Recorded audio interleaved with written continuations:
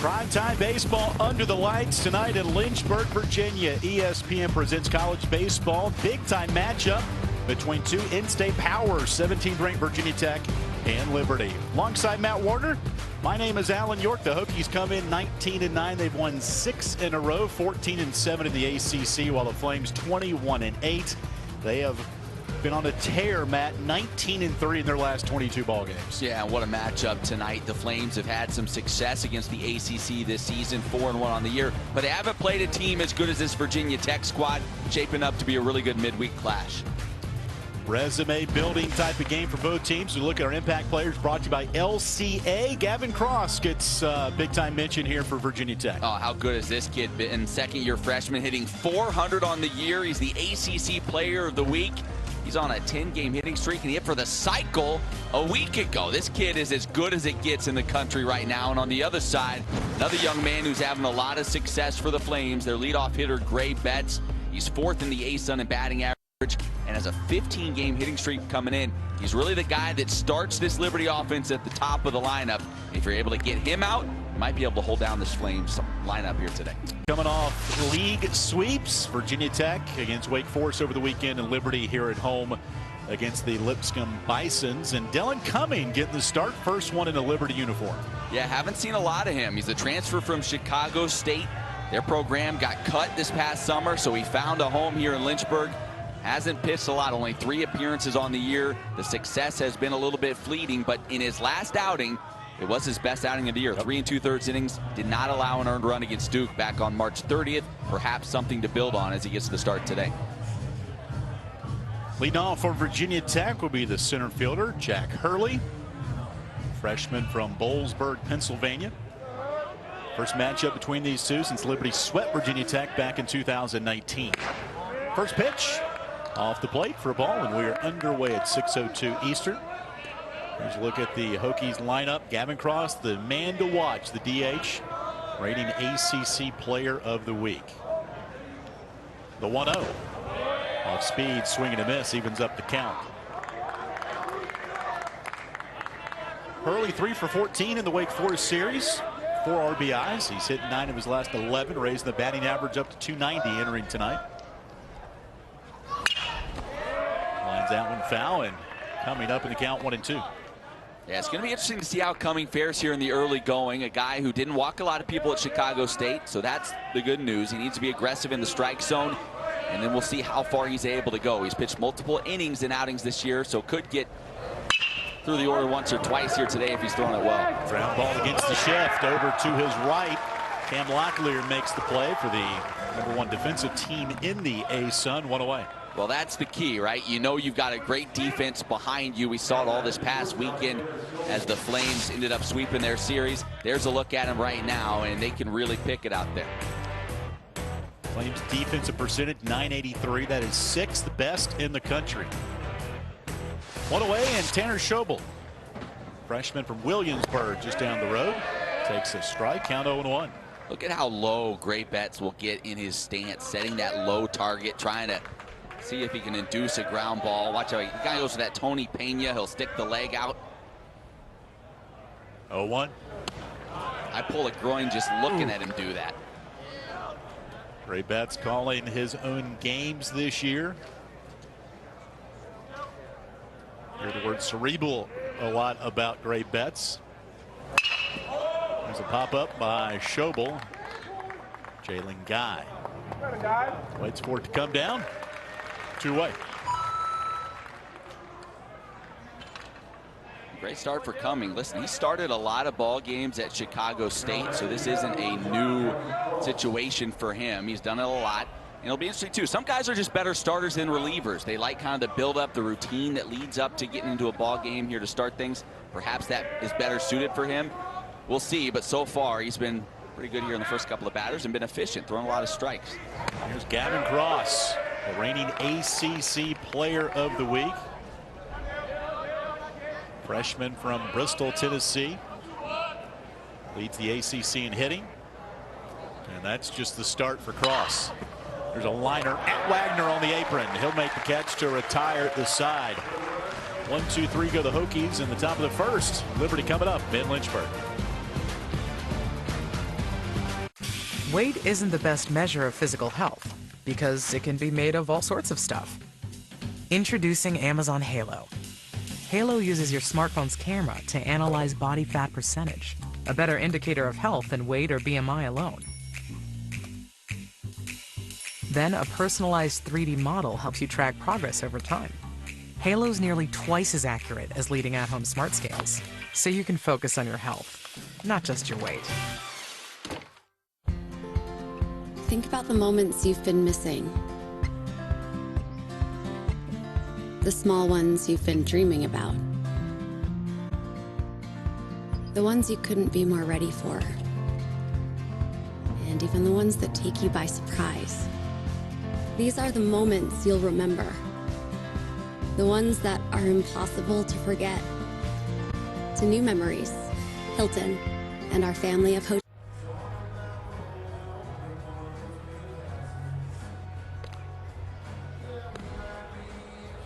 Hokies go quietly in the top of the first, 1-2-3. And the Flames will face Ryan Akuda, left-hander from Gibsonia, Pennsylvania. Guy that's pitched against Liberty before. And this is going to be a staff day for Virginia Tech. And look at his numbers, Matt, as he comes in 2-1. Yeah, 9 appearances, 2 of those being starts, coming off maybe his worst outing of the season. Did not get an out against ETSU on Tuesday, allowed 3 hits, 3 runs. But before that, he pitched 6 2/3 innings out of the bullpen with 9 strikeouts and just 1 run allowed against Boston College. So you kind of see the 2 ends of the spectrum with him his last couple times out. They'd love for him to just eat up a couple of innings here and get things started on the right foot. 7-2 in his career. This is his 53rd appearance and 8th start. And his 4th appearance against Liberty. Suffered the loss against the Flames. And one of the 2 games back in 2019, last time these 2 teams played. Liberty swept the season series from Virginia Tech. And how much confidence does John Sheff have in him? Well, they've already got somebody up and getting loose in their bullpen. So that kind of tells you the story. There's going to be a lot of guys getting work here tonight. Gray Betts, sophomore from Raleigh, North Carolina, digs in. And Okuda's first pitch up around the letters for a ball, 1-0. Betts leads the team hitting .356. And just picks up right where he left off on Sunday. Ropes one into the corner. Going to cut it off is Jones. He's still kicking it around out there. And Gray, I think, shut it down a little early. He might have had a shot to stretch that thing to 3 as Jones booted it a couple of times.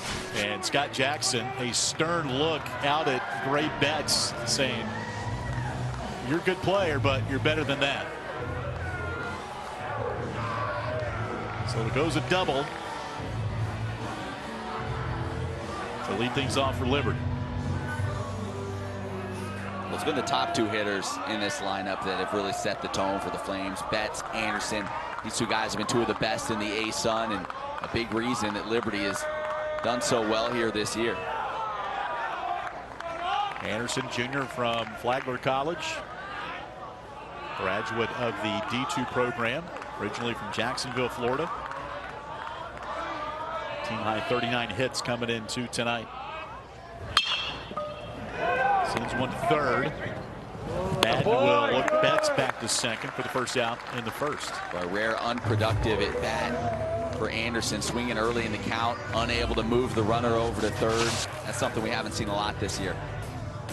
Here's the Hokies defense that comes in 6th in the ACC. .973 fielding percentage. And the battery tonight, Garrig Ebel and Ryan Akuda, the lefty on the mound for the Hokies. Speaking of left-handers, Will Wagner at the plate with 1 away. And Gray Betts at second. Good bender there by Akuda. Strike 0-1. Wagner out of Crozet, Virginia. Team high 26 RBIs. Sunday collected his 8th multi-hit game of the season with 2 hits. And the Flames 5-4 win over Lipscomb to secure the sweep. And also had a key defensive play up the middle in the 9th inning when the Bisons mounted a comeback. 1-1 to count to Wagner, 1 out in the first.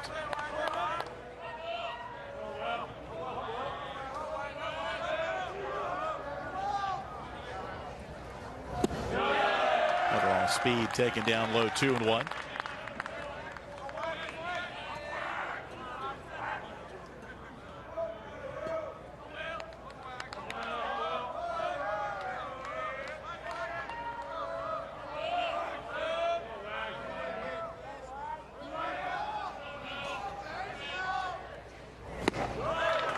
Good cut there. Comes up with nothing to count now 2-2. Yeah, Will kind of quiet in the Lipscomb series, just 2 for 12. But what he always gives you is that you talk about the run producer in the middle of the lineup, and a couple of sacrifice flies, drove in 4. So even when the hits weren't falling for him, especially in the first 2 games of those series, he was finding ways to produce, finding ways to help his team get on the board. 2-2 pitch. A little late movement on that one, and Wagner strikes out for out number 2. First strikeout for Okuda. Yeah, see that one just diving away from Will Wagner, and suddenly you think about Ray Betts shutting it down, maybe not stretching it to third like he had an opportunity to. Well, that may be the reason the Flames don't get a run here in the first inning. Going to need a 2-out base knock, something that they've gotten quite a bit so far this year. Infield will play back with 2 outs as Cam Locklear, senior from Lumberton, North Carolina, steps in. 3 for 10, home run during the series this past weekend.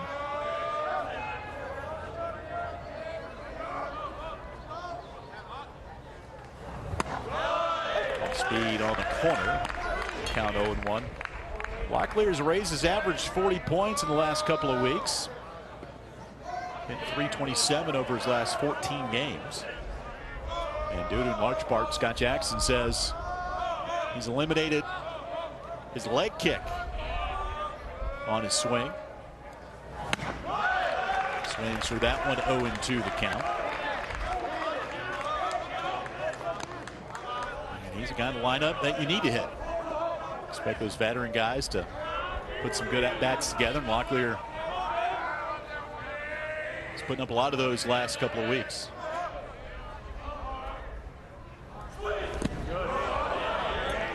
A lot of breaking balls from Okuda. Flames hitters aren't seeing much that's straight right now, and he's been able to control it here pretty good in the first inning.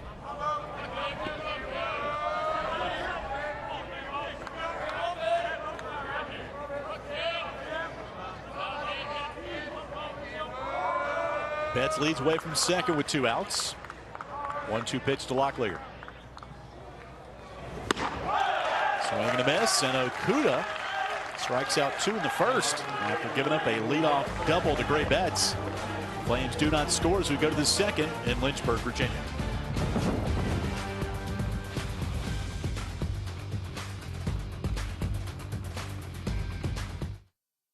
For more than 120 years, we've been there.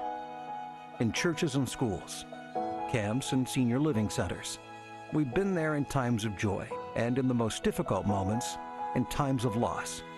And our success has been measured not by the bottom line, but by our unwavering commitment to protecting our customers so they can continue their important work. Church Mutual Insurance Company, protecting the greater good. Carter Bank & Trust has supported Liberty University for over 3 decades. When many were skeptical of Liberty's vision, our founder, Worth Harris Carter Jr., understood the vision and saw its potential. His instincts were correct. Liberty University has become a regional economic engine. We continue Mr. Carter's legacy by working with determined visionaries to transform potentials into realities every day. As with Liberty University, Carter Bank & Trust is proud of the past, focused on the future. No score, top of the second. Here's a look at John Sheff, head coach of the Hokies in his 4th season. Also the head coach at Maryland. Led the Terrapins to a couple of super regional berths. And expect a lot of good things the rest of the season from the Hokies. And Scott Jackson led the Flames to the regionals a couple of years ago. And in good line, both teams are really for regional berths here in 2021. Still seems like a lot of baseball left in this season, despite both teams having a lot of success, Matt. Yeah, this is, somebody's asking today, well, season's wrapping up here pretty quick. Nope, we got at least another, month of the regular season to go. See the records Top left of the screen. Good resume type of game here for both teams. Hokies come in, RPI 27, Liberty 37. TJ Rumfield having a good year as a freshman, hitting above 350. And since the 1-0 to left center, Aaron Anderson calls off Jalen Guy for out one. Listen, you've got some guts to call off Jalen Guy. Mr. Sports Center here this past weekend was all over the field. You're telling him, no, get out of here. I'll take that one. Aaron Anderson had a nice catch a couple of weeks ago, flipping over the wall. Jake Wilson came close to doing one as well this past weekend, but it was pale in comparison to Jalen Guy's. With one out, sliding catch right to his feet, and just a dart to home plate for the double play. Debuted on Sports Center number 2 and then was elevated to number 1 throughout the night over the weekend.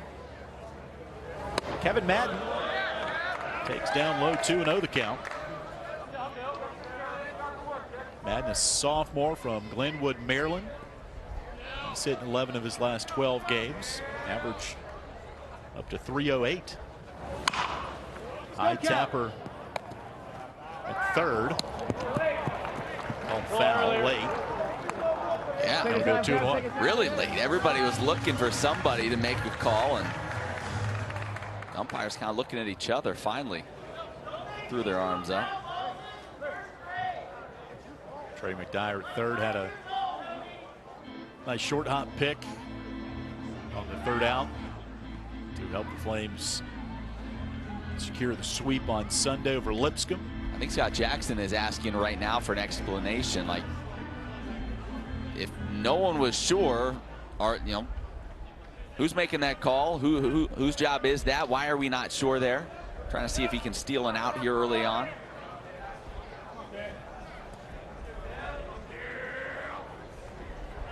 Two and one to count to Madden.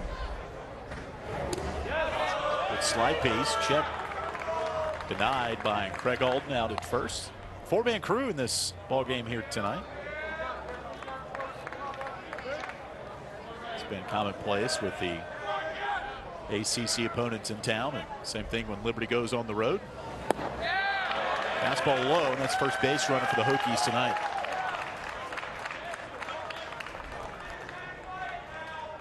Good at bat by Madden. You look at this lineup for the Hokies, man. So much youth. As good as they've been this year. I mean, the first 5 hitters are all underclassmen. This program, how good are they going to be in the coming seasons? Third in the ACC in batting, 284 as a club, and second home runs with 40. They had 10 in their series win over Wake Forest this past weekend. Tanner Thomas, the left fielder, digs in. We'll send one in the hole right side. Will Wagner covers a lot of ground. Wide throw, and Matthew able to reel that one in for out number 2. Madden moves up to second on the play. Yeah, Matthew got himself in a little bit of an awkward spot there. He started to make a move towards that baseball. Then you see him have to hustle back to the bag, but couldn't really get himself where he wanted to be on the bag. So that throw to the foul side left him reaching across. Fortunate for the Flames, those long arms able to snag it.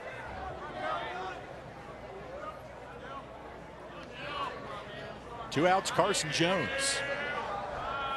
For the runner at second base, freshman from Glen Allen, Virginia. Takes off speed outside, ball 1.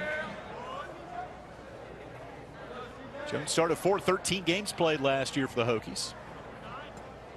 All in the outfield. For the year, hit 118 with a couple of hits. This year up to 233.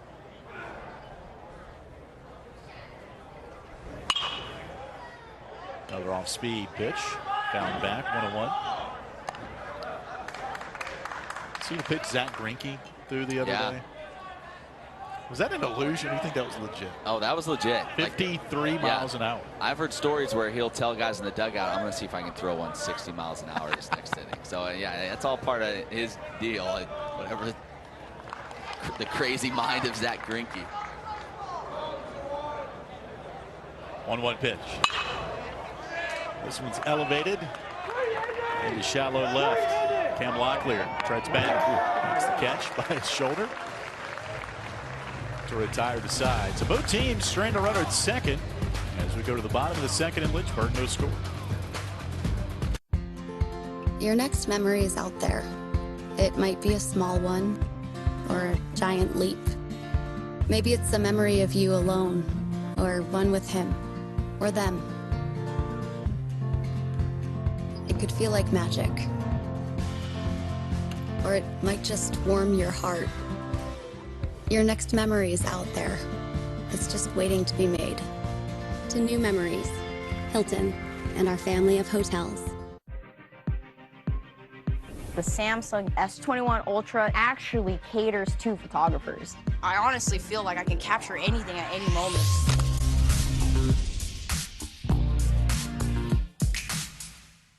Phone it in to 1-800-FARMERS to get policy perks like a home and auto bundle discount. I'm phoning it in, just save 20%.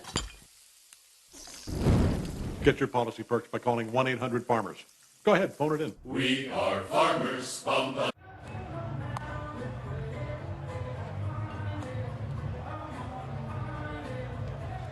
Home half of the second from Lynchburg, Virginia with Matt Warner. I'm Alan York. No score. 17 points Virginia Tech and Liberty. 69th meeting between these two. Hokies lead the overall series. And a little bit tighter series between the two in Lynchburg. Liberty swept the Hokies last time they played in 2019. And the last matchup, March 26th, 6-1. First matchup that year was a one-run win for Liberty. And the difference in that game was the man coming to the plate, Trey McDyer, had a home run against Ryan Akuta. And Matt, they match up again. Wow, that just took us on a blast of the past there. AY, that's great, yeah. McDyer's been swinging the bat well here of late, especially in this ballpark. .417 hitter here in this ballpark this year. 2-0 the count to McDyer, senior from Percival, Virginia. 2-1 now the count. Both teams so far, one base runner stranded at second base. 2-1. Just missed outside. Good hitters count now for McDyer, leading off the second. Yeah, with the way Akuta's been throwing so much off-speed stuff, you try to force yourself to think up the middle. Just missed that one. Into shallow center. And charging in is Hurley to make the catch. Right on top of the logo, one away. Long run in for Hurley, but able to call off second baseman Donlin.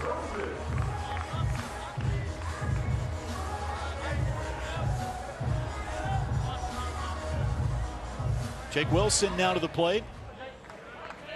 Senior transfer from Bowling Green. And he is plunked on the first pitch at 77 miles an hour. And Liberty's got their second base runner so far. Yeah, trying to get in on him a little bit. Just then we got away from him. We'll take that. About 80 miles an hour off the quad there. You can do a lot worse than that. Now the Flames have got the little speed over there at first base. Maybe gives Scott Jackson some options if he wants to put the runner in motion. 1-on-1 out for Garrett Wilkinson, junior from San Antonio. He's not had the at-bats he had a year ago filling in for the injured Logan Matthew, but the at-bats he has had, Matt. Yeah. 6 of 19, 3 doubles. That's some good swings and a guy that could work himself into that DH rotation, certainly moving forward. The 0-1. Got him. Toss over to first. One of those lefty righty type of matchups here.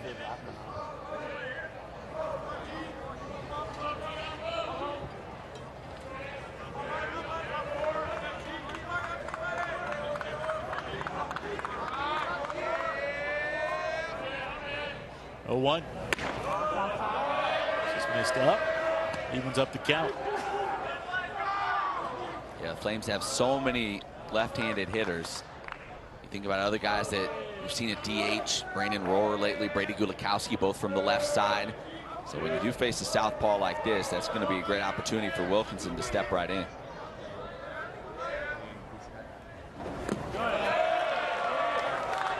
Two and one now, the count to Wilkinson. Ryan Okuda getting the start today for the Hokies. Their pitching coach, Ryan Fecto, has had a big-time effect on this staff.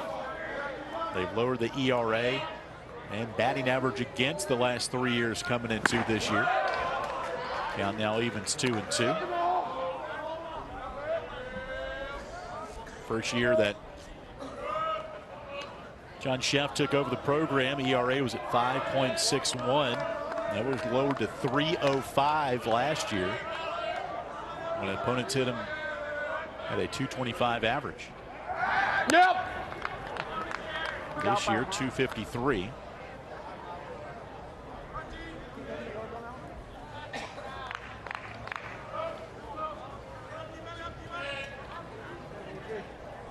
One on, one out, 2-2 the count to Garrett Wilkinson, batting in the second.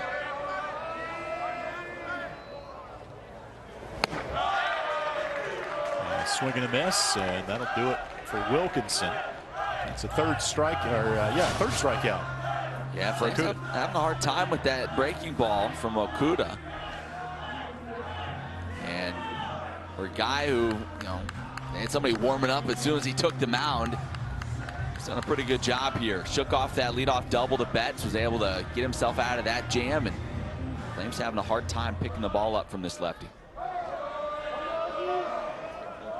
Logan Matthew, junior out of Howard, Pennsylvania, to bat with two-way. Off speed, swing and a miss. All three strikeouts have been off the curveball from Okuda. Matthew struggling, hitting 175.3 for his last 30. But two of those three hits, monster bombs on Saturday. Part of an 18-1 win for Liberty. Got him! There goes Wilson for second. The tag applied on a low throw. Nice job by Schobel, the shortstop, to tag out Wilson to retire this side. Still nothing doing here as we head to the third in Lynchburg. Did you know the source of odor in your home could be all your soft surfaces? Odors get trapped in your home's fabrics and resurface over time. Febreze Fabric Refresher eliminates odors. Its water-based formula safely penetrates fabrics where odors hide. Spray it on your rugs, your curtains, your furniture, all over your home to make it part of your tidying up routine. Febreze Fabric Refresher for an all-over freshness you'll love. Do they have that capability? It rests on your shoulder. Welcome to Gut Check Time, where it doesn't matter if you've already done it or if you're just getting started. Because it's either get one step closer to trophy time or just time to go home. Only time will tell.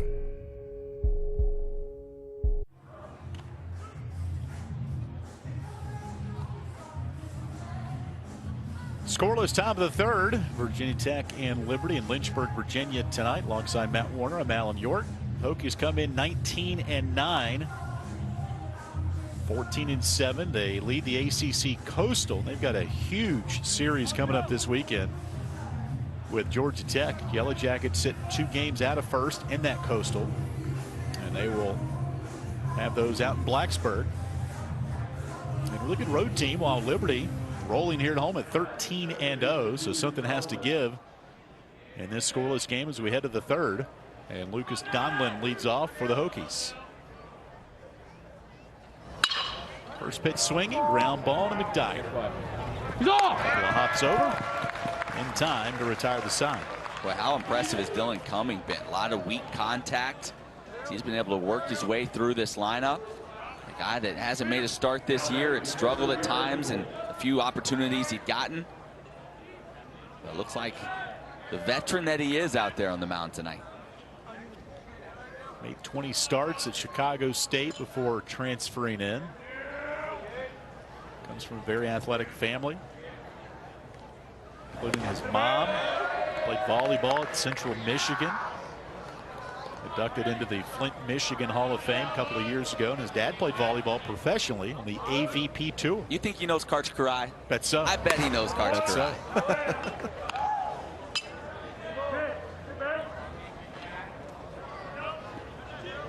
Garrick Ebel catching tonight for Virginia Tech.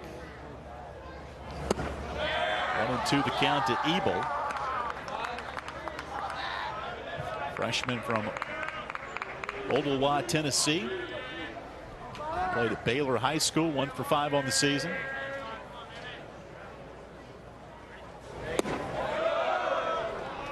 Count evens up at 2-2. Second start for Ebel.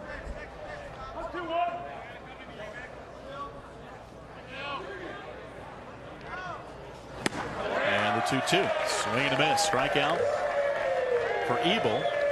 And that is the first strikeout for Dylan Cumming tonight. Oh, good spot. Below the knees there with the fastball. Cumming, the stuff isn't overpowering, but you can tell he has an idea of how to pitch out there. Keeping it out of the middle of the plate. Getting guys just a little bit off balance, changing speeds.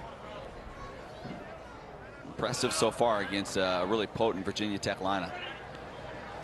Lineup turns over now for Jack Hurley. He grounded out to short. His only at bat.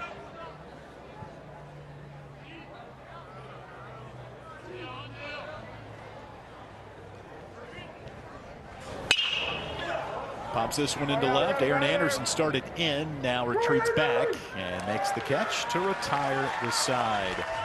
One past the minimum for Dylan Cumming through 3. We go to the home half, still scoreless.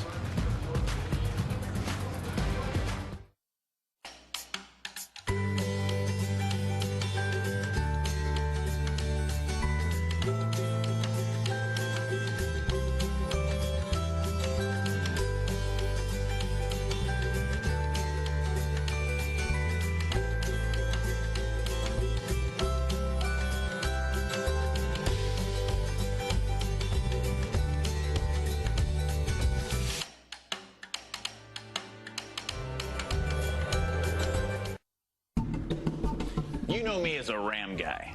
But when our sponsors at Billy Kraft Chrysler Dodge Jeep Ram said we could borrow this brand new Jeep Gladiator with a camping package, I couldn't turn them down. Check this thing out. All right, so he's nocturnal.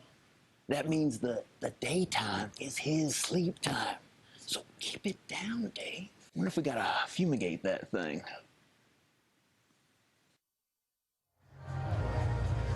Scoreless as we go to the bottom half of the third here in Lynchburg, Virginia with Matt Warner. I'm Alan York. There's Liberty's success so far against the ACC this year, a sweep of North Carolina. It's now 4-1. And a lot of opportunities coming up through the rest of April and the end of May. And you think playing against the ACC, getting those wins, Matt, building that resume towards what you hope is a regional berth? Building the resume, building the confidence that you can compete against, top 25 caliber programs like this one at Virginia Tech. Yeah, Flames have been up to the task so far this year. Logan Matthews at the plate when Jake Wilson was thrown out stealing in the second. Takes upstairs, 1-0 the count.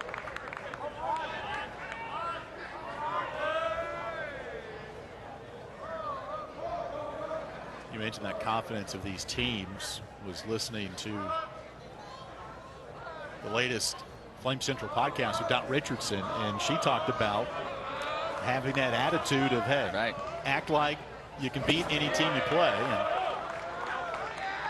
let the results be what they may, and you never know what's going to happen down the road. It's a measuring stick, you compete outside your conference. You want to test yourself. 2-0, ripped to right, deep, stretch, gone.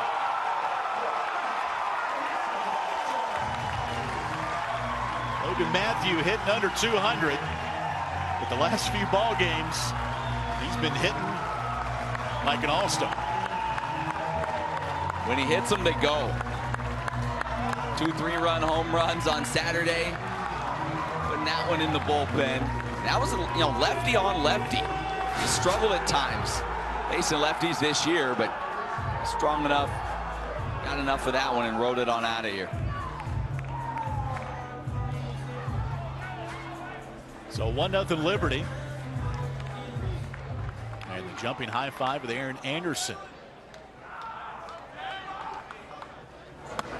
Jalen Guy, Flames center fielder,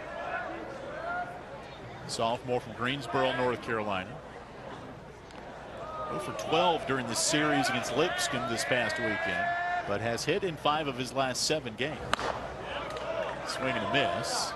Count 1-1. Certainly you want to get him going a little more with the bat. It's been a struggle this year, but at the same time, we've talked about how good he was defensively and has been in center field. He still brings so much value to the Flames, even if he's not hitting up to his standards so far this year. Guy rips one into right center field, but it'll be run down by Hurley in center.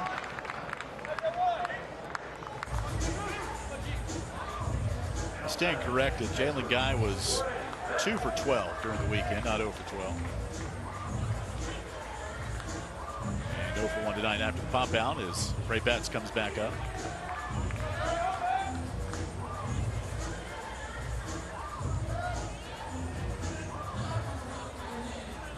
Betts doubled to extend his hitting streak to 16 back in the first. Ball ricocheted a bit in the corner. Probably should have ended up at third base, and he was stranded at second. After Ryan Akuda bounced back to strike out a couple in the first. He's got 3 strikeouts so far. Goes off speed low to count 1-1. One away, 1-0 Liberty off the Logan Matthew home run. And Akuda said he died up off speed pitches so far in this outing. All 3 strikeouts have been by the curveball. Count now 2-2. Yeah, you see so much of that breaking ball. Then you see a fastball in the mid-80s. But it plays up a lot faster because all you're seeing is the slow stuff so consistently from Akuda. 2-2. Soft ground ball to second. Charging in Donlin. 2-way.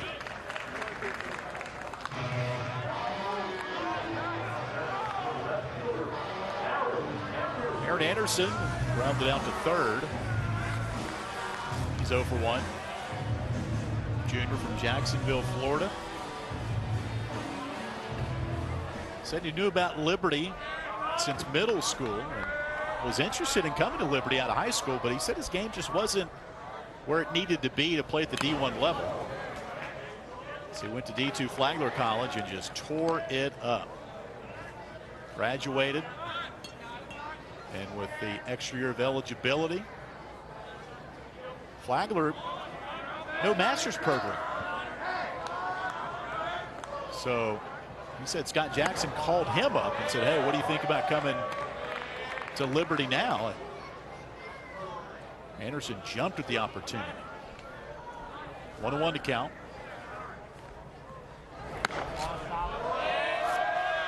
And with that extra year of eligibility, still could play next year as a Liberty Flame. Well, it wouldn't turn him away. Nope. He has been a huge addition to this squad. 2-1. Count evens 2-2. It's a switch hitter. Started switch hitting when he was 10 years old. And credits Chipper Jones for that. Said he grew up wanting to play third base, wear number 10, and be an Atlanta Brave.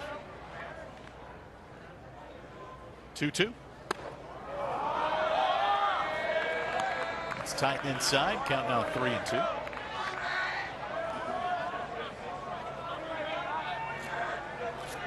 Anderson comes in 7th in the A-Sun in batting.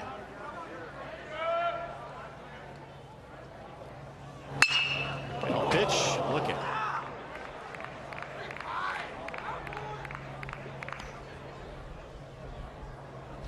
Everybody okay? He just knocked that kid right off his bucket.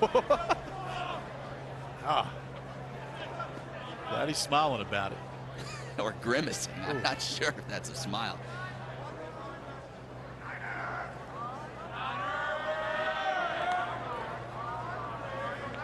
Payoff pitch again. Outside, ball 4. Anderson on a 2-out walk.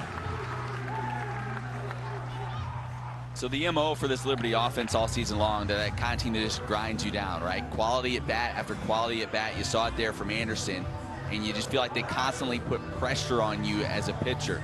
You've got to attack the zone. They're not going to chase a lot.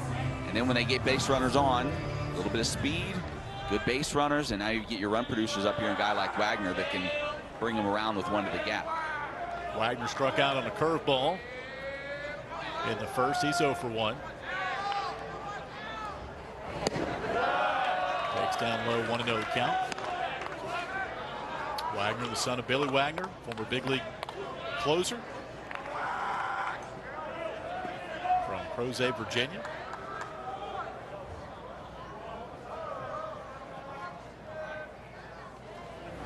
One 0 pitch. This one's lifted to right. It will not carry though as Jones lopes over to make the catch to retire the side. Leadoff home run for Logan Matthews. The Flames break the seal on the score 1-0 as we go to the 4th in Lynchburg. Did you know that every single flush flings odors onto your soft surfaces? Then they get released back into the air, so you smell them later. Ew, right? That's why Febreze created Small Spaces. Press firmly and watch it get to work. Unlike the leading cone, Small Spaces continuously eliminates odors in the air and on surfaces, so they don't come back for 45 days. Just imagine what it can do with other odors. We miss going to the games we love, and celebrating with those closest to us. but we have reason to hope. And the ball is in our court. Wear a mask and keep a social distance. Vaccines are rolling out. Get informed. Talk to your doctor. And when it's your turn, take the shot against COVID-19. The vaccines are safe, effective, and free. So let's do our part to protect each other. And get back in the game.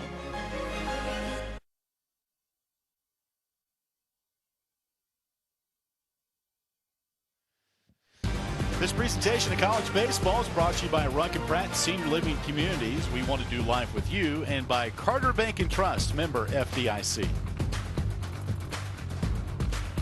Logan Matthew with a one home run, a solo home run in the third. Top of the fourth we go, alongside Matt Warner. I am Alan York, and Tanner Schobel will lead things off, and we'll toss the layup over to Matt. Take it over, my friend. Appreciate it, AY. Schobel 0 for 1 so far tonight. Flew out his first time up, and now have to start for Dylan Cumming. First start of the season.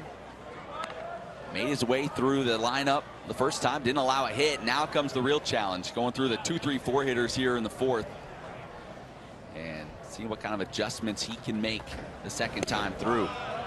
Falling behind here 2-0. Schobel came in riding a 5-game hitting streak this season. Another one of these young bats, true freshman. Hitting just below 300 on the year. And now 3-0 the count. Cumming has walked 1 tonight. That was back in the second inning. Otherwise has induced a lot of weak contact off these Hokies bats. There's a strike. I can say this. You don't want to hand out a free pass with the guy who's standing on deck. Gavin Cross came in hitting 400. One of the best hitters in the country, awaiting. You don't want to put a guy on in front of him, and with that in mind, Cumming throws another one over to run the count full.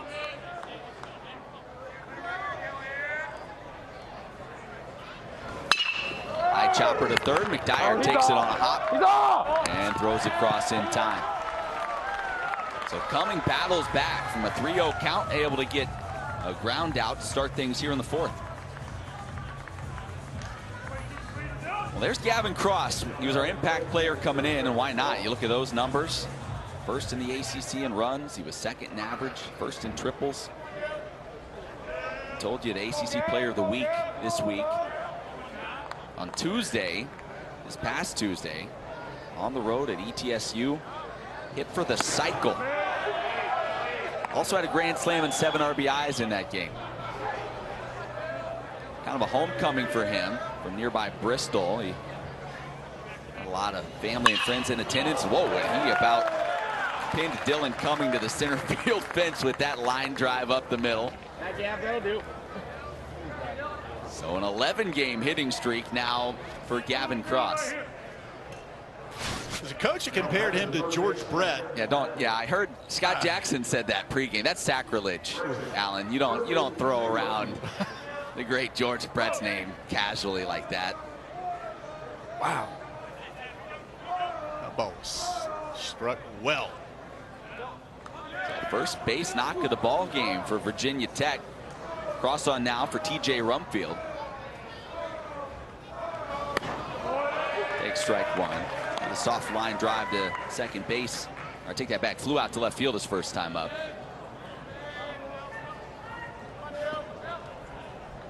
Rumfield, the transfer from Texas Tech.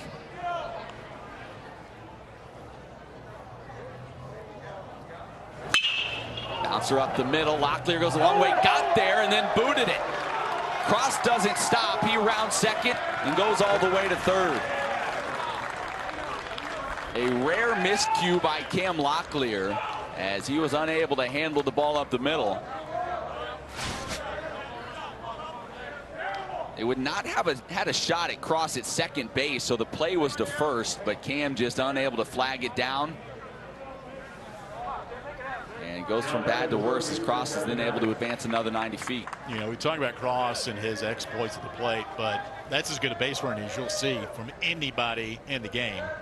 Instinctively knowing that where that ball was booted, and Cross able to get all the way to third base with one out. So good opportunity here for the Hokies to maybe tie it up. Yeah, Kevin Madden in there now. We talked about this Flames defense, how good it's been this season. But it lets Dylan Cumming down there. See if he can work out of this jam now with one away. Madden walked back in the second. Young man out of Maryland. He's hitting 10 of his last 11 ball games.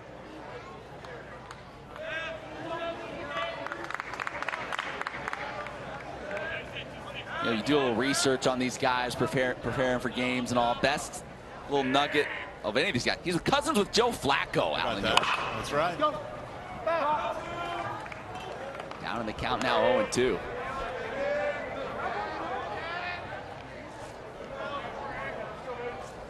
I'd put the nugget down. It made the cut in your notes? Yep. That's good. All right. I'm on the right track. 0-2 the count.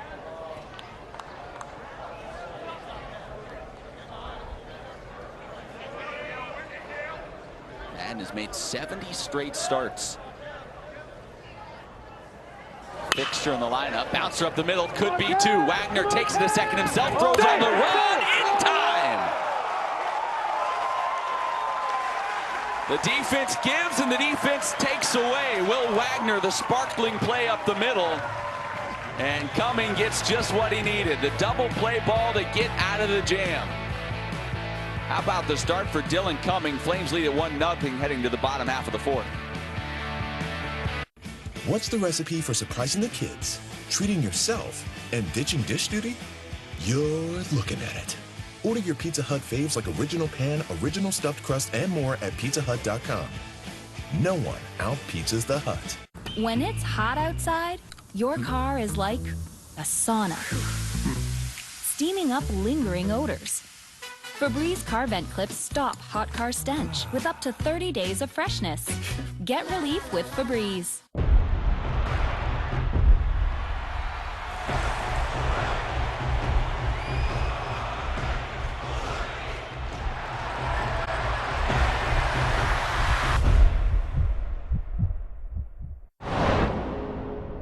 gut check time. So it's either get one step closer to trophy time, or just time to go home. Only time will tell.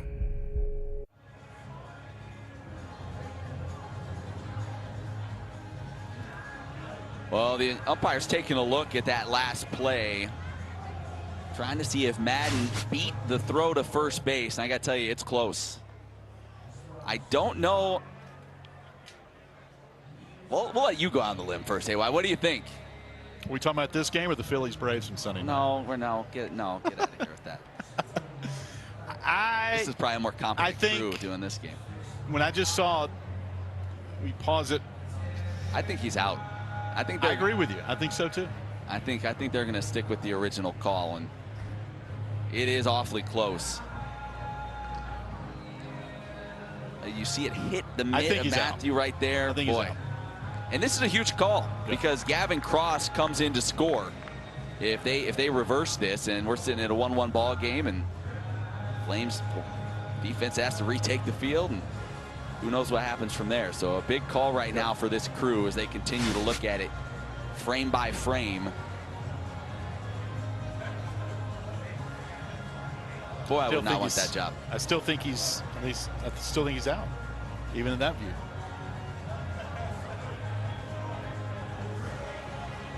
They emerge now from the dugout. Yep, call him out. So the play stands. Will Wagner, great defensive play to get the Flames out of the inning and keep Liberty out in front 1-0. 20th double play turned by the Flames this year.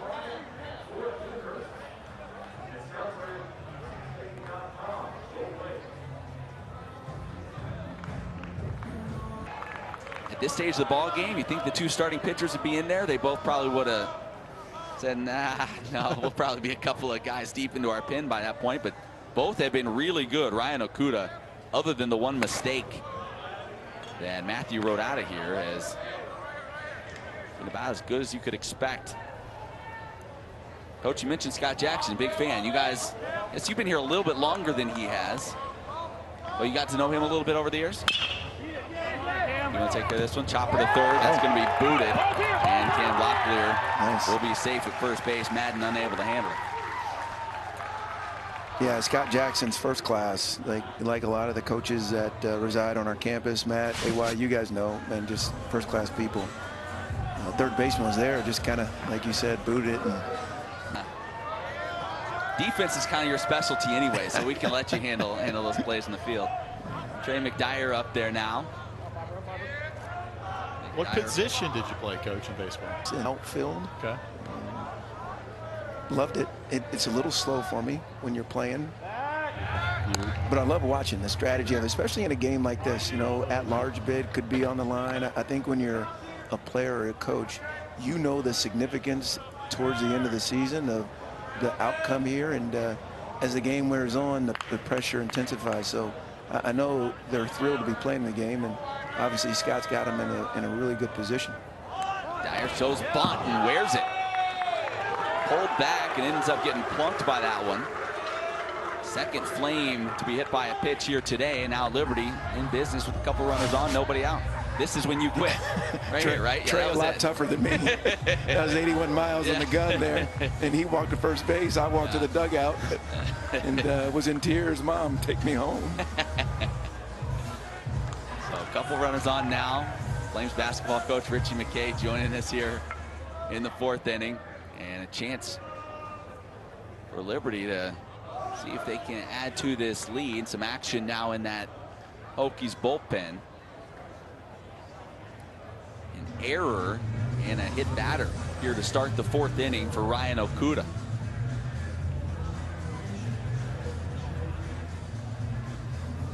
Liberty's had so much success here at home. We mentioned unbeaten here in this ballpark, and I mean, this season, you just look across the board, Liberty Athletics playing in Lynchburg.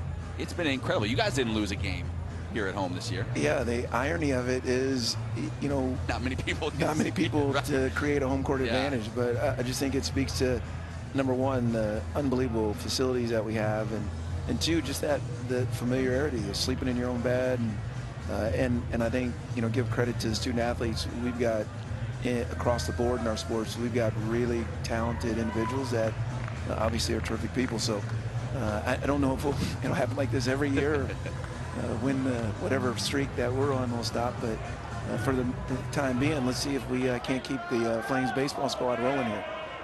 Jake Wilson up there now. He was hit by a pitch his first time up. Stands in on the left side.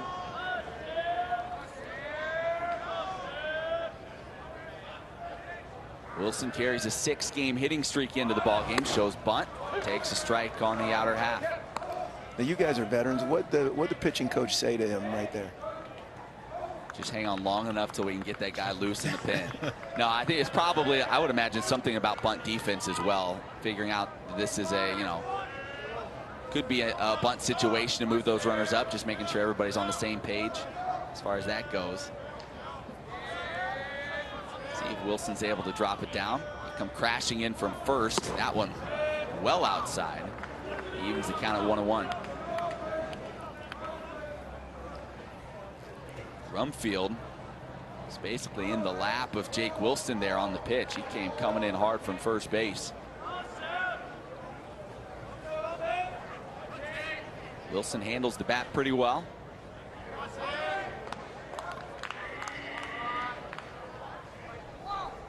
Shows bunt again, drops it down the third baseline, but foul. So now 1-2 count. Maybe forced to swing away here. It's a frustrating situation as a hitter when you know you had that one job. Give yourself up, move the runners over, not able to do it. Have to battle now with 2 strikes. He's just trying to move the runners here. Yep. Just some contact here, Jake. Locklear on at second, Trey McDyer on at first.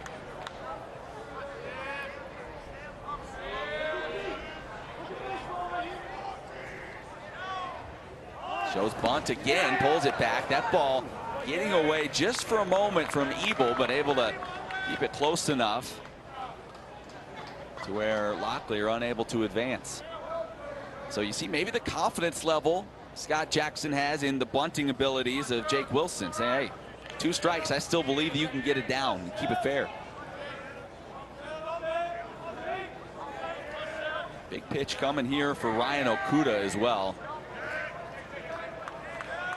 You don't want to run the count full here. Showing bunt, and he missed it. Yeah, I think Okuda threw that last one to see if we would play our hand on the bunt, and he came with some heat right there. So Wilson unable to get the bunt down. Runners stay put, and now 1 away for the designated hitter Garrett Wilkinson.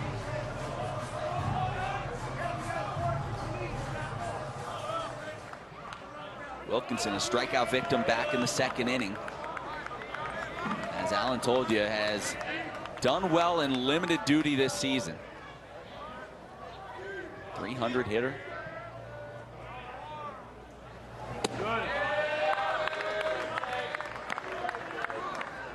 Got the Saturday start against Lipscomb.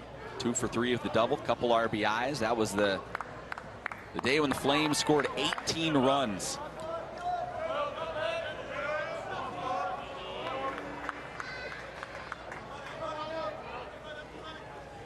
Long look in for Okuda.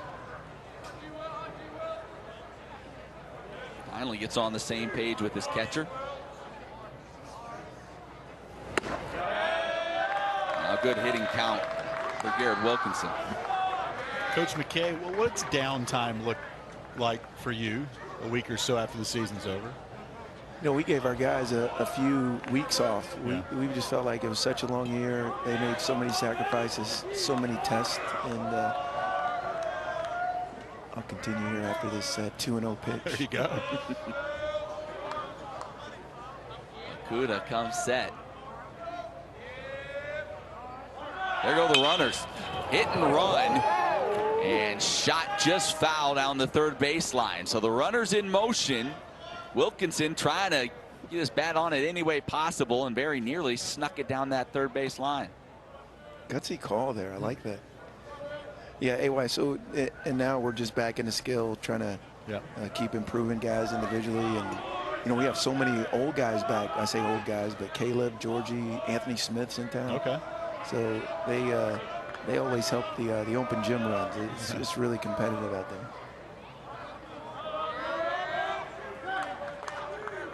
Here comes the 2-1 offering.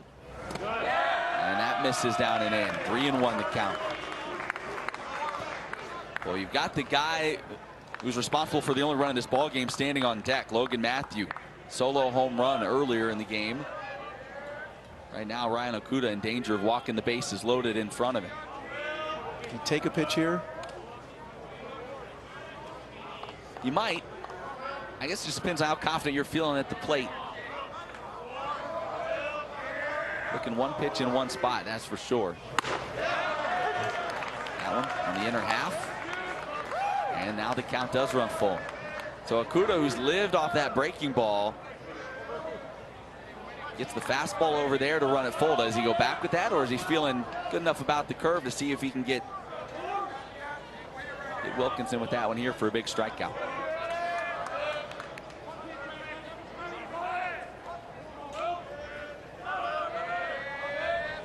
And Wilkinson says, yeah, he's taking too much time. Early in the game, a lot of game left, but you get the feeling like this could be a pivotal inning here in this contest.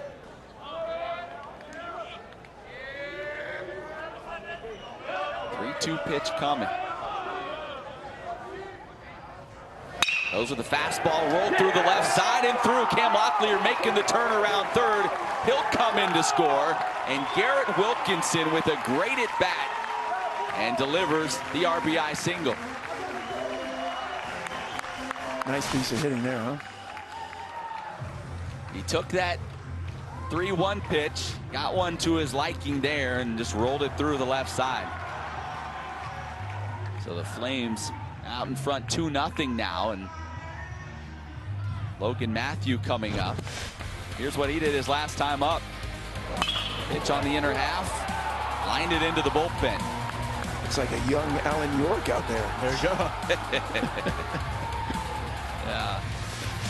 And it looks like Ryan Okuda's day will come to an end. All things considered,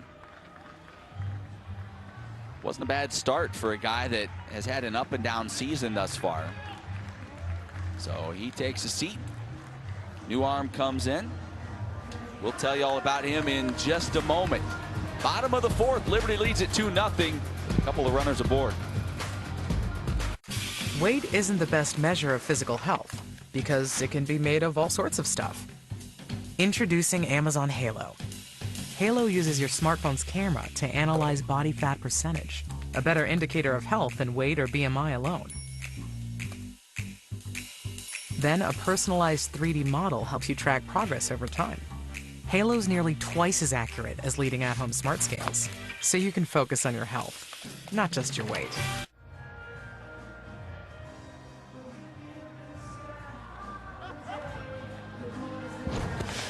Well, Ryan Okuda, here's a look at his night.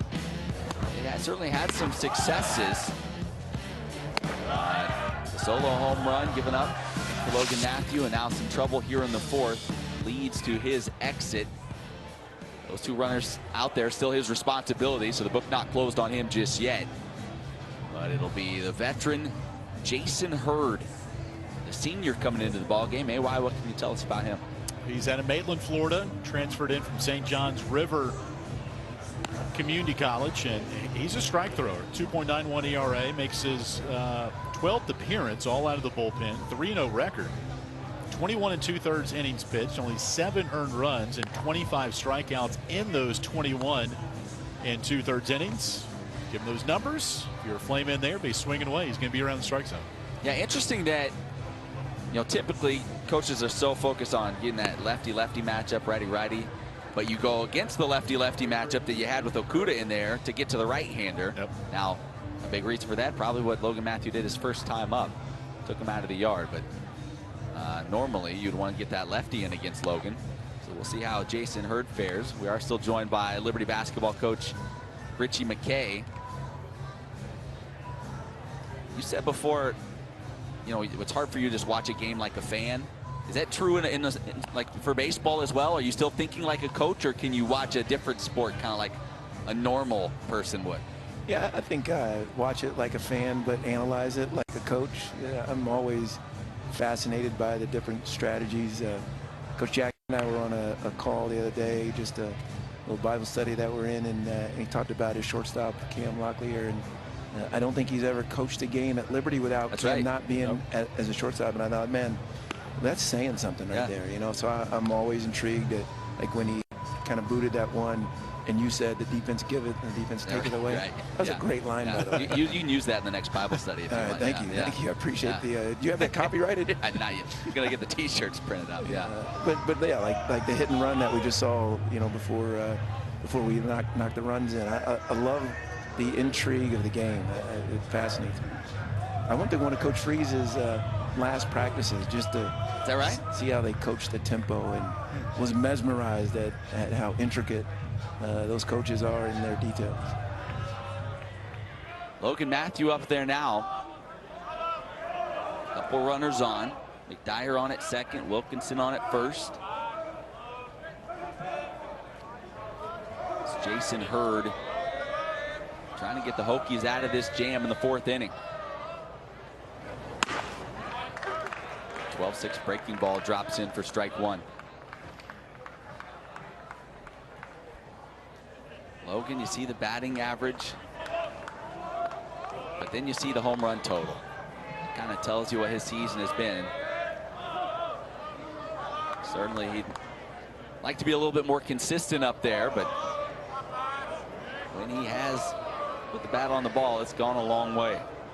0-1 pitch. Tough swing.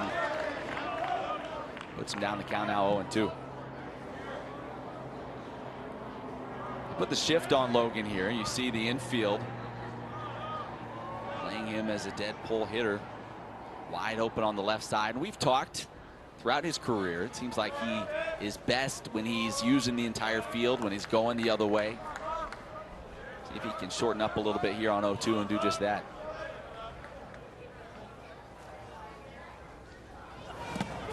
Down he goes.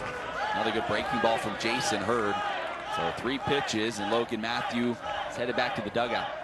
Hey, wow, you had the scout on him. 3 straight strikes. He's coming right down the middle. Yeah, a little bender there as well. Yeah. Getting Matthew out front a little bit. So Jalen Guy going to see if he can come through with 2 outs. Said the Flames have had a knack for that throughout the season. Big 2-out hits. We saw it against Wake Forest in the midweek game last week. Friday night's game against Lipscomb, both of those wins. Flames just had a knack for some clutch hitting with 2 away. Another off-speed pitch in there for strike one.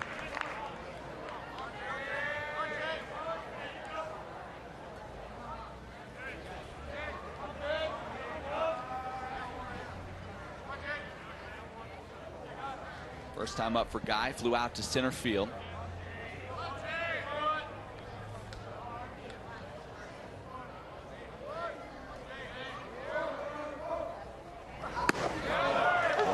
Good breaking ball. You guys see our team play a lot. Which of our players do you think would have the best chance at being a baseball player? Kyle Rode. Kyle Rode? Probably. Yeah. Kyle Rode seems like the kind of guy that'd be good at just about whatever sport he tried to play. Very true. He dominates the softball game. Does he really? I have seen some of your guys in that softball game, and I was surprised by maybe their lack of skill in that regard. A few of them, I'm not sure which end of the bat to hold. Well, we've won the softball game 3 consecutive years, so after losing one of the first couple of years, we decided to recruit as part of our template, make sure they couldn't play softball. Yeah, is that right? Yeah. That's smart. We like to win. This last one went down to the wire, right? It did. It did. 1-2 pitch coming to Jalen Guy. Trying to hang tough with 2 strikes, fouls it away.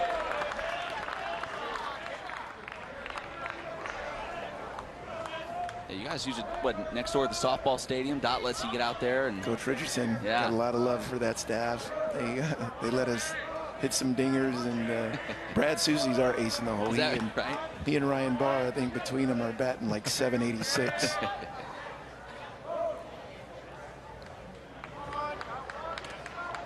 Trey McDyer out there at second. Garrett Wilkinson at first. 1-2 pitch coming.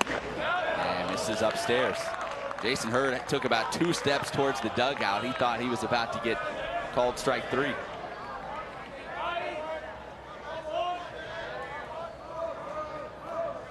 Got Liberty baseball playing Virginia Tech here tonight. Softball at Virginia Tech tomorrow. Coach, we just need to get a little something on the schedule for basketball here one of these years, huh? Yeah, we played them in the tournament a couple of years ago. That's right. But you didn't have to bring that up. No, sorry about that. 2-2 pitch. Guy chops it off the plate. They're going to have to hurry to get him. Big hop and everybody's safe. Oh no, they're going to call Wilkinson out, say he interfered with the second baseman.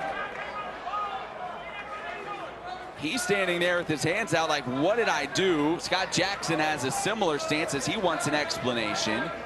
But they say that Wilkinson interfered with Donlin, who was coming in on the play. Boy, that's a tough call. Is that reviewable? I would be surprised.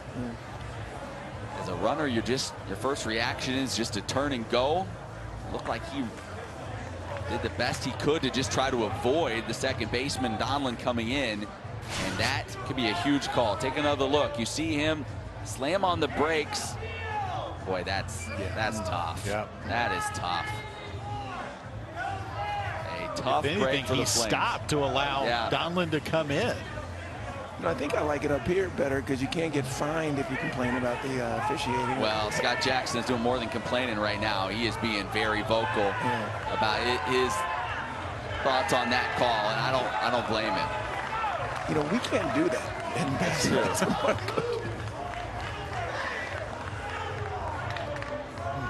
He is fired up. You think about it. You had bases loaded and your best hitter, Gray Betts, coming up, and that call takes you out of that opportunity. And Scott Jackson is not pleased. Coach McKay, thanks so much for stopping by. Yeah, always good to chat with you. Always a pleasure. Thanks for having me. We head to the 5th.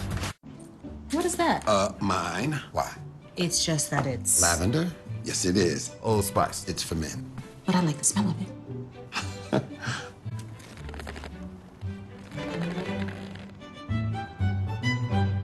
Why are we doing this? Why are we doing what?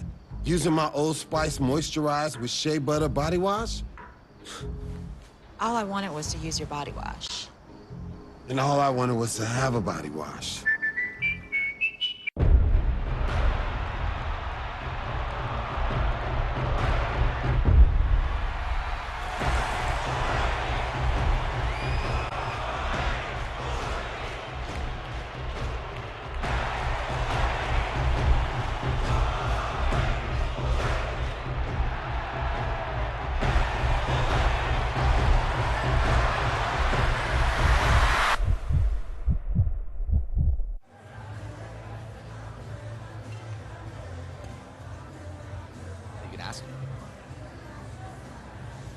Back at the ballpark, take a look again at what can be reviewed. And you see there, interference by a runner on the list. Let's take another look. You see Wilkinson heading to second, sidesteps, and for me, that call has to be so obvious for you to make that call, especially in a situation like that with the bases loaded, a huge moment in the ball game. So a tough break for the Flames, and if you're Virginia Tech, you feel like something you need to take advantage of. Liberty was going to be a golden opportunity to add some more runs onto the board, and that got taken away. So 2-0 now, Liberty on top as we head to the 5th. Oh, go ahead. I'm just curious the explanation of Mike Oleski and what he gave Scott Jackson. Didn't look like he enjoyed what he heard. Yeah.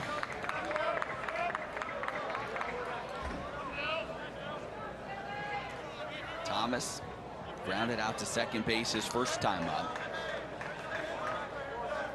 Dylan Cummings still out there for Liberty. Throws a strike.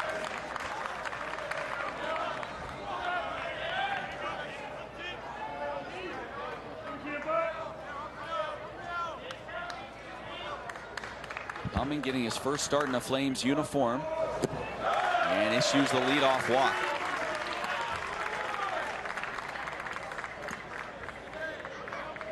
He was able to get out of a jam in the fourth. Goes to a double play ball. Will Wagner, a nice defensive play, stepping on the bag and throwing to first, get him out of a jam. But now the leadoff walk has him going right back to throw him from the stretch.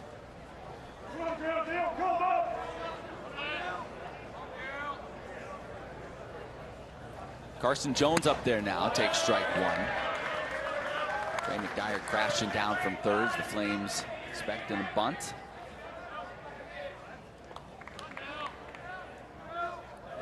Jones popped out to shortstop his first time up.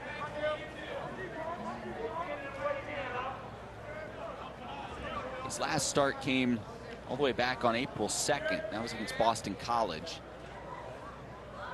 Getting the starting nod here tonight. Hits one to second. This could be two. Wagner to Locklear to Matthew. 4-6-3 double play, and a double play for the second straight inning. Tailor-made right there for Will Wagner. Little option pitch to his right. And no better one to turn it at second than Locklear. Great transfer, just seamless between that tandem up the middle. They say it's a pitcher's best friend. That has certainly been the case for Dylan Cumming here tonight. As quickly now 2 away, Lucas Donlin at the dish. Donlin at the center of the controversy the last half inning. He was the second baseman coming in to make the play when interference was ruled on Garrett Wilkinson. And quickly now Dylan Cumming ahead of the count 0-2. Great frame job by Gray Betts. Last 2 pitches. Yeah.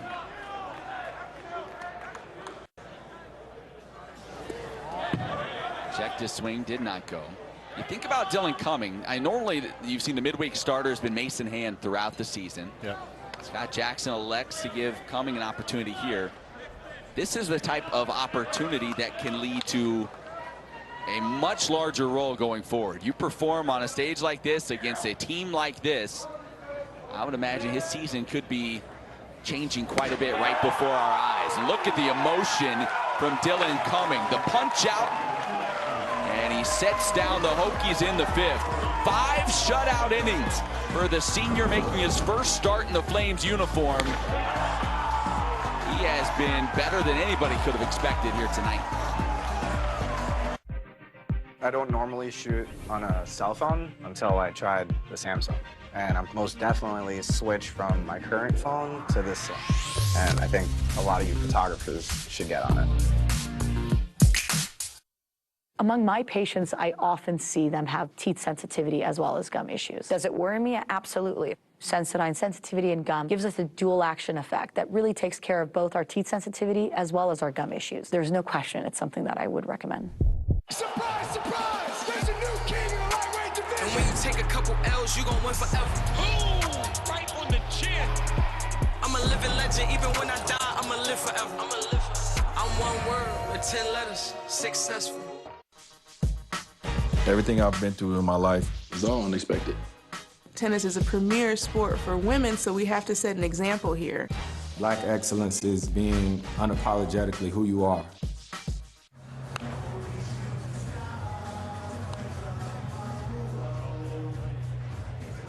Perfect night in Lynchburg, Virginia. As you take a look at that beautiful shot out across the mountains. Take a look at the standings in the ASUN North Division. Liberty and Kennesaw State have separated from the pack. Remember, those 2 teams were supposed to meet a couple weekends ago. The COVID cases with the Owls ended up canceling that series. So they will have to wait and meet a little bit later this year. Actually, it's in the last home series of the season. Those 2 will square off. Liberty, preseason favorite in the ASUN, lived up to the billing so far this season. Head to the bottom of the 5th. top of the order for the Flames. Gray Betts to lead things off. Betts, you have to think, has put himself firmly in the conversation for ASUN Player of the Year. Coming into tonight, 4th in the league in batting average, 3rd in runs, 1st in walks, 1st in on-base percentage. Add to that, plays catcher, and is so vital to what the Flames do on that side of things. He has certainly been the most valuable piece to this Flames roster this year. 0-1 to count to him. Tries going the other way. That'll hang up for Thomas, who drifts underneath it. And Jason Hurd retires the first hitter here in the 5th.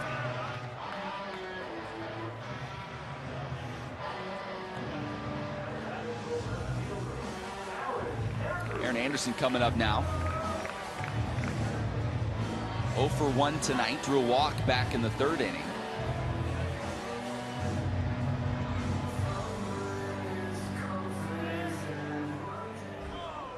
Anderson 5 for 10 in the Lipscomb series this past weekend.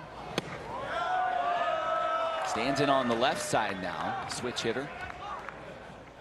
Hit from the right side his first couple at bats.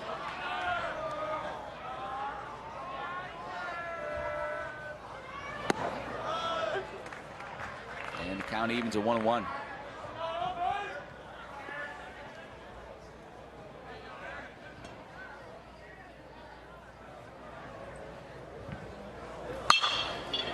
Headed up the middle and through. So a base knock for Aaron Anderson, his first of the ball game.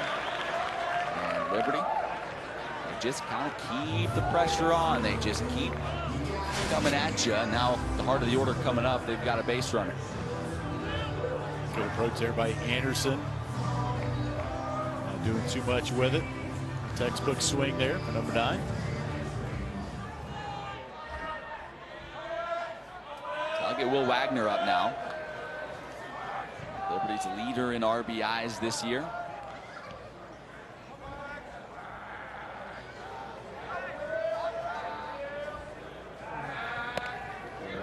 Check on Anderson.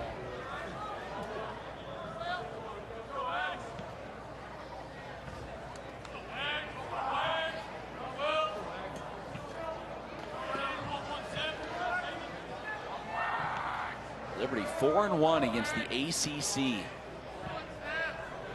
coming into tonight. That one ripped down the right field line and fair. Anderson coming around 3rd. They're going to wave him home. The throw goes into 2nd, and Anderson scores without a throw. So Will Wagner adds to his team-leading RBI total. That's his 27th on the season, and the Flames go in front 3-0. Just watching Scott Jackson on that hit there by Wagner, and kind of kept the ball in the side of the peripheral vision, and just the timing of Anderson coming around 2nd, and when he got that windmill from Scott Jackson.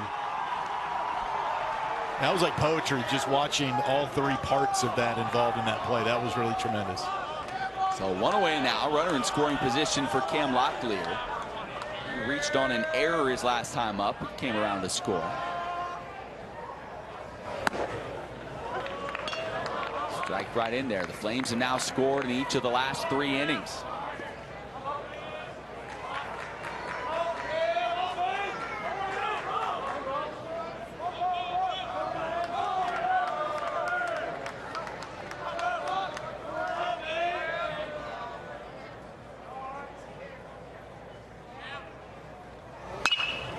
Another breaking ball foul back, and it's 0-2.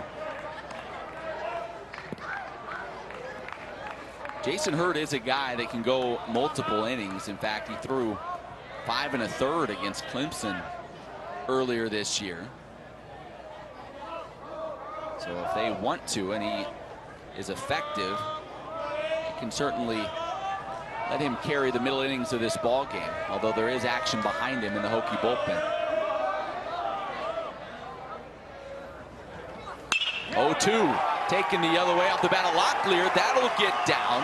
Wagner had to hold up to see if it would fall, so he was only able to advance to 3rd base. But the Flames have runners on the corners, one away.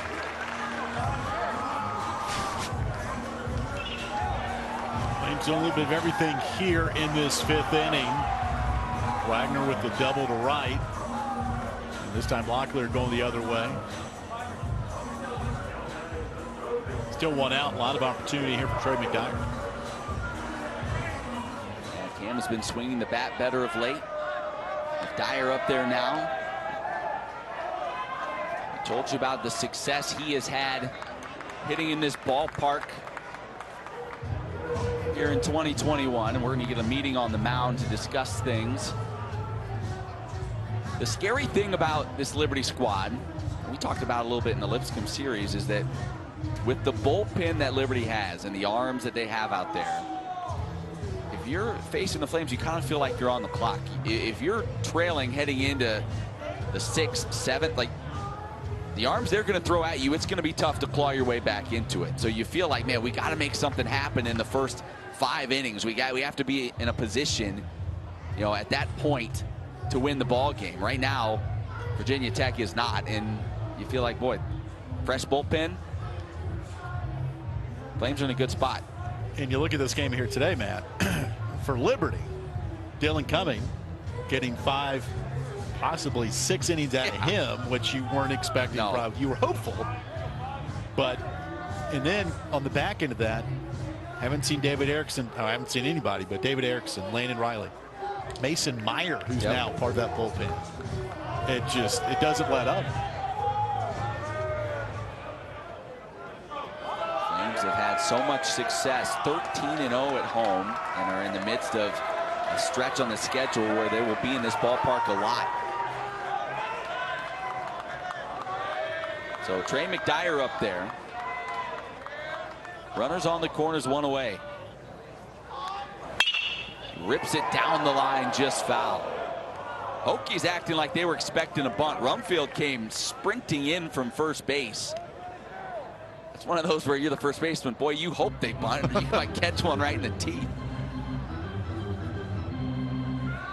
That one almost got Wagner. That's why you take a lead at 3rd and foul ground, just because of situations like that. Made a hopscotch over it. Dyer looking for something that he can elevate, get that runner home from 3rd. Throw over, Locklear back in.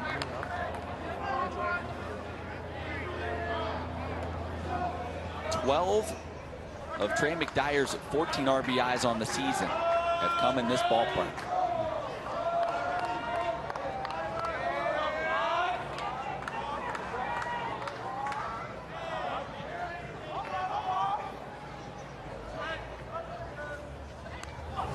Fastball, skies it, shallow right field, won't be deep enough to get the runner home, but confusion and it drops.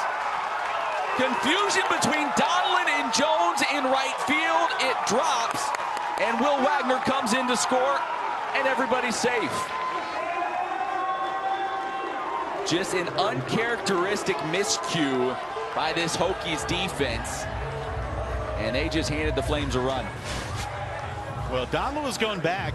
Looked like he had room for it, and Jones just called him off and then stopped. Jones had to have yelled because Donlin just got out of dodge, like, okay, he's coming from behind. I'm going to get out of the way. And then Jones just inexplicably just stopped and let it fall. Well, a miscue by the Hokies hands the Flames another run. That was not going to be deep enough. In fact, Will Wagner wasn't even tagging. He was partway down the line in case something like that happened. As a pitching change will be made, Jason Hurd's day is done. The Flames with a couple of runners on, still just 1 away here in the 5th, as they lead it 4-0 and look to tack on some more. We'll step aside, tell you about the new Hokie arm when we come back. 4-0 Flames here in the 5th. Among my patients, I often see them have teeth sensitivity as well as gum issues. Does it worry me? Absolutely. Sensodyne sensitivity and gum gives us a dual action effect that really takes care of both our teeth sensitivity as well as our gum issues. There's no question it's something that I would recommend.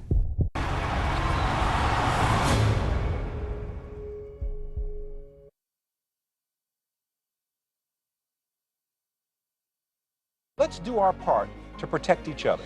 And get back in the game.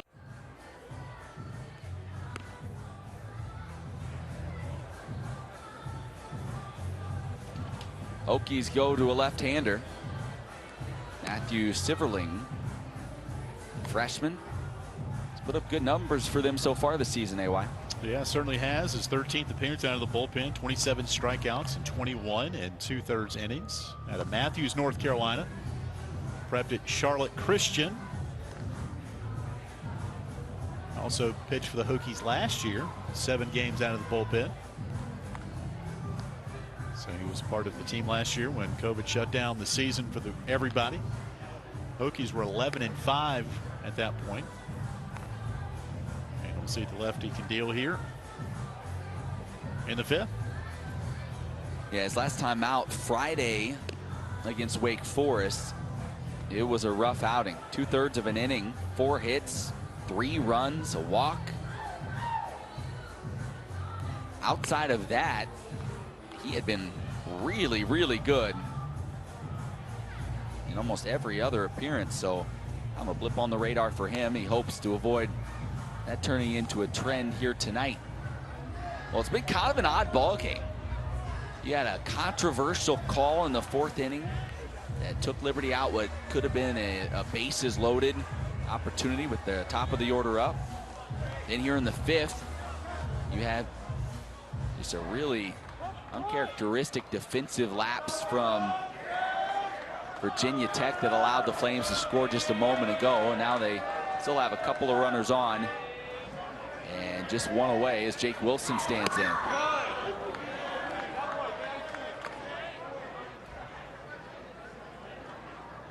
The error, by the way, was charged to Jones. That allowed McDyer to reach.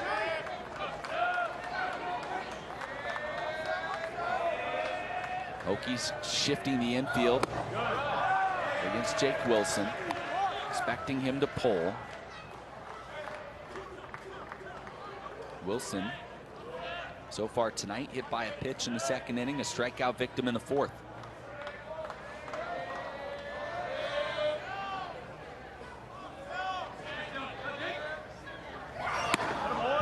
That fastball just misses it on the outer edge. 2-1 the count.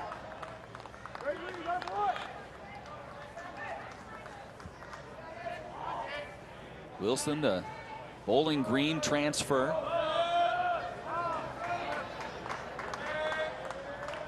Kind of coming out of a little bit of a slump in the last week or so.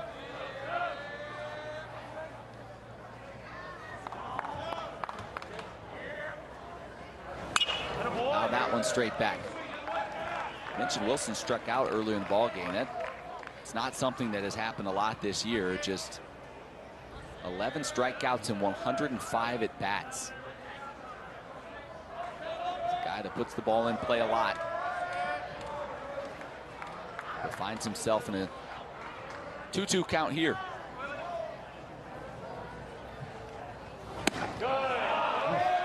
Boy, and that just missed to run the count full.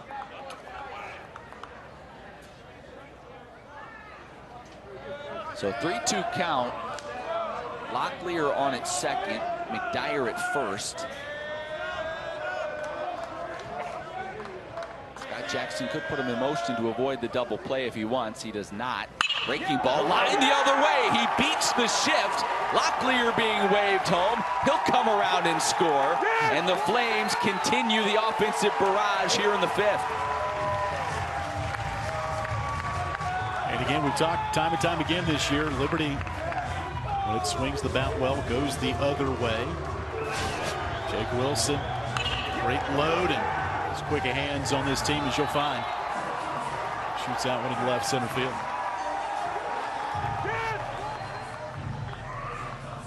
It's one of those, you trust the data, you shift because you believe the numbers, but sometimes the numbers don't mean anything in that one at bat, and they got to pitch the other way, able to go with it. Nobody there on the left side of the infield, and the Flames have added a 3rd run here in the 5th inning. 5-0 Flames. They lead number 17 Virginia Tech. Garrett Wilkinson up there now. He rolls one down the line. Great diving play. Bobbled, picked up the throw across, not in time. Madden did a fantastic job to knock it down, but then had a little bit of trouble finding it, and Wilkinson able to beat the throw to first base. It's been contagious here in this 5th inning. Flames putting some good metal to it. Well, now the bases are juiced for Logan Matthew. Matthew already with the home run tonight. That was a solo shot back in the 3rd inning to start the scoring. And he has a chance with one swing to blow this thing wide open.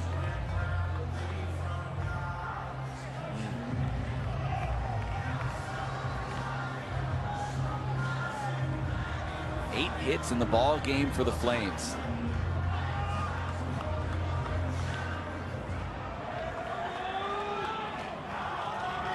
Matthew a home run in the 3rd, a strikeout in the 4th.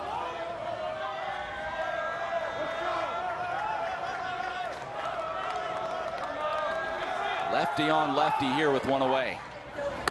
Breaking ball catches the outside corner.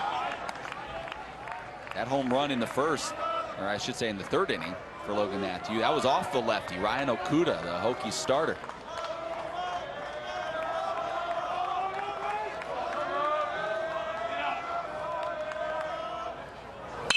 Going the other way, down the line, and fair.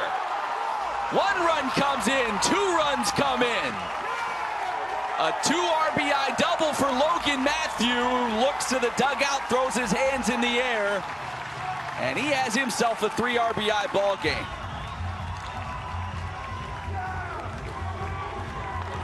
Again, the Flames going the other way, just giving what the Hokies are giving them right now. And that's something that Matthew really incorporated into his swing over the weekend. Had 6 RBIs on Saturday, a couple of home runs, and maybe this could be the breakout for 55. Could be. That, I mean, that swing to me is more indicative of that than the home run. Being able to use the whole field, go the other way on a pitch down and away from him. So 2 on now for Jalen Guy, who fouls it back. The Flames lead at 7-0, looking for a statement win here in the midweek over Virginia Tech.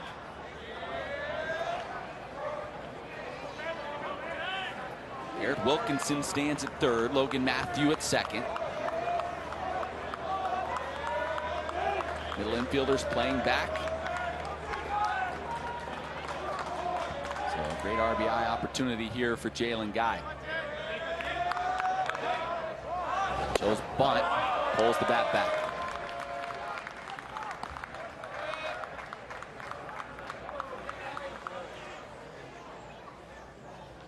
It has been a frustrating campaign offensively for Jalen Guy. The average just at 172.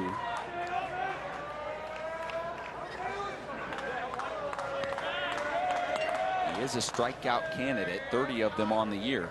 He was tied for the team lead coming into the night.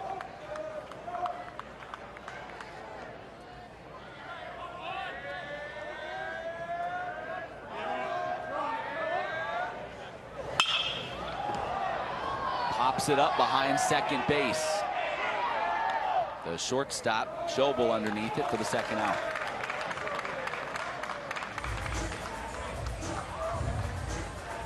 So Frank Betts comes up now, the 10th hitter in the inning for Liberty. He started all this with a flyout.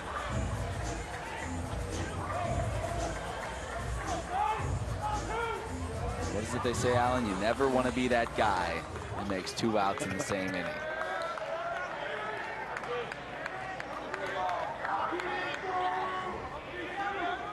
Betts 1 for 3 tonight, a double back in the first inning.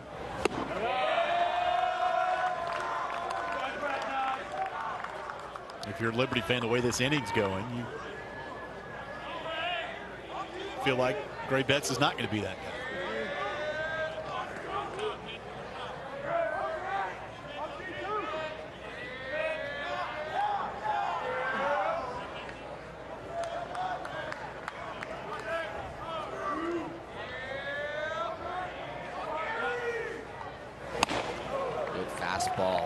On the inner half. We told you this weekend, and we've talked so much about Betts with the no batting gloves, old school throwback.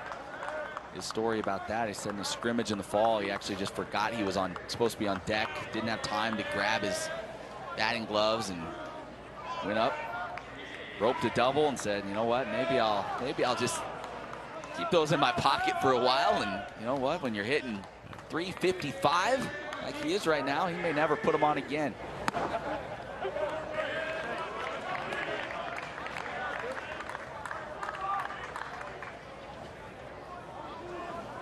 1-2 the count to the Flames catcher.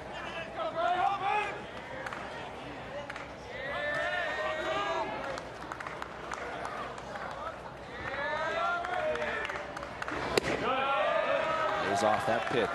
2-2. That's really the key to the Gray Betts' game. It seems like his pitch recognition, his awareness of the strike zone makes him such a difficult out.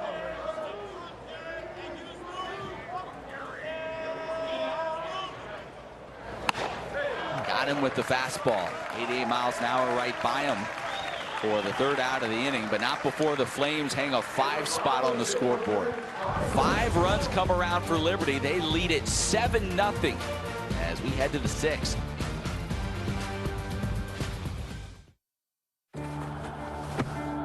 Today tastes like a home game, like a huddle. Tastes like we're bringing the heat, and like a front row seat.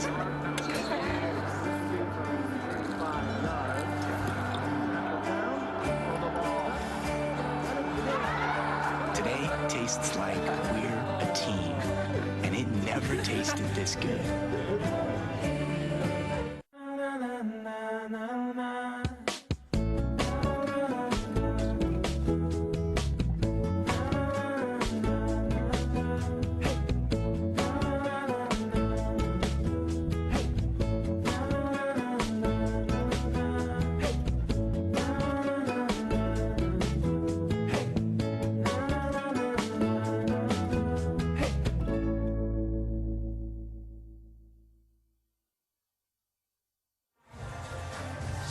Nothing.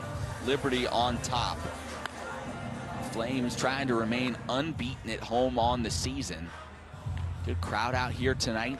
Flames maxing out the seating capacity in accordance with all the rules and everything here in the ballpark tonight. As many folks as they're allowed to put in here, they're here tonight to see this matchup. A top 25 Virginia Tech program. But the Hokies find themselves down big here in the 6th. As much as the offense has been impressive for Liberty, the real story of the night, though, I think has to be Dylan Cumming on the mound for the Flames.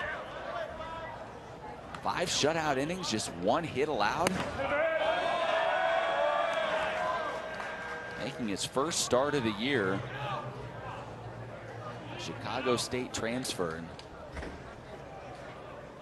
He has been poised and executing his pitches all night long.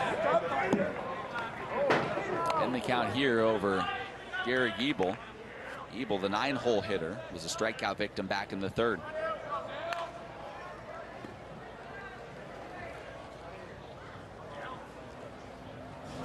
0-2 pitch just misses.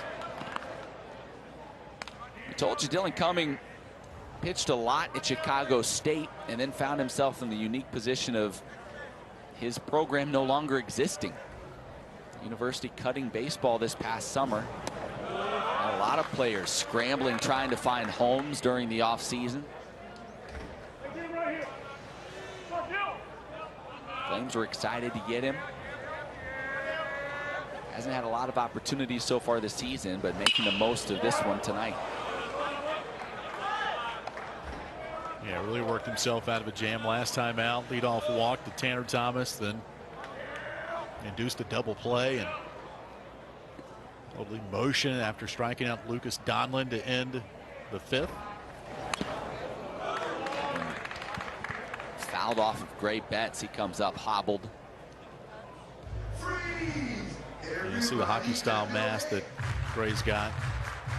So he doesn't like the traditional catcher's helmet turned backwards and then the mask on. He just wants the one shot. Good umpire. We'll give him a couple of minutes after that. Yeah, I'd need a couple of days. Count still at 2-2 to Ebel. Just 58 pitches thrown tonight by Cumming. He has been very efficient.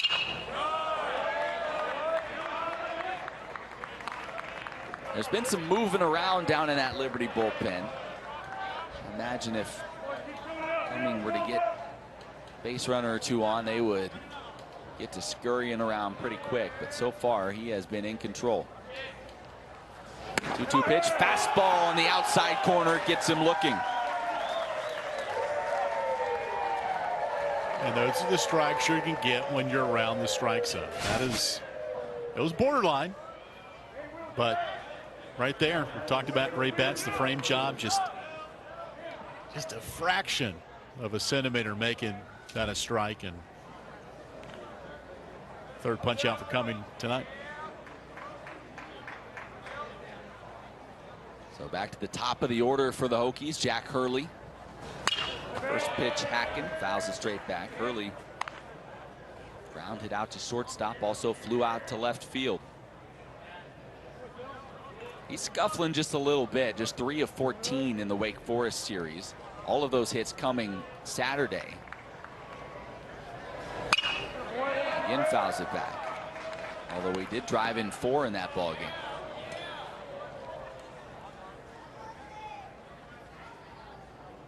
Early, another one of these young freshman hitters for the Hokies.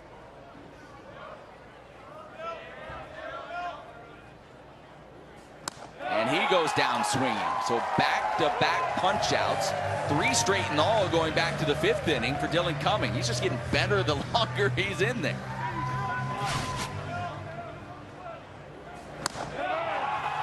See that little arm side run to that fastball. And there's 2 away now for Tanner Schobel.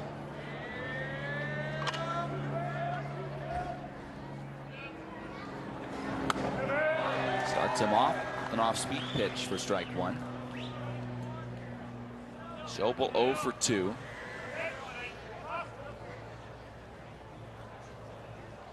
Starting just his 7th game at shortstop. Has played a lot of second base here this year. Bounces out to second. Will Wagner takes care of it. And Dylan Cumming just keeps on cruising. Sits him down in order in the 6th. All Flames here in Lynchburg.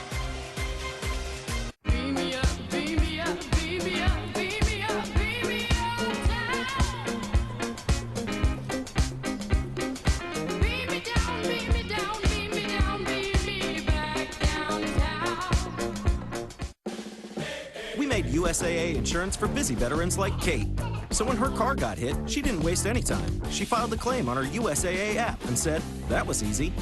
USAA, what you're made of, we're made for.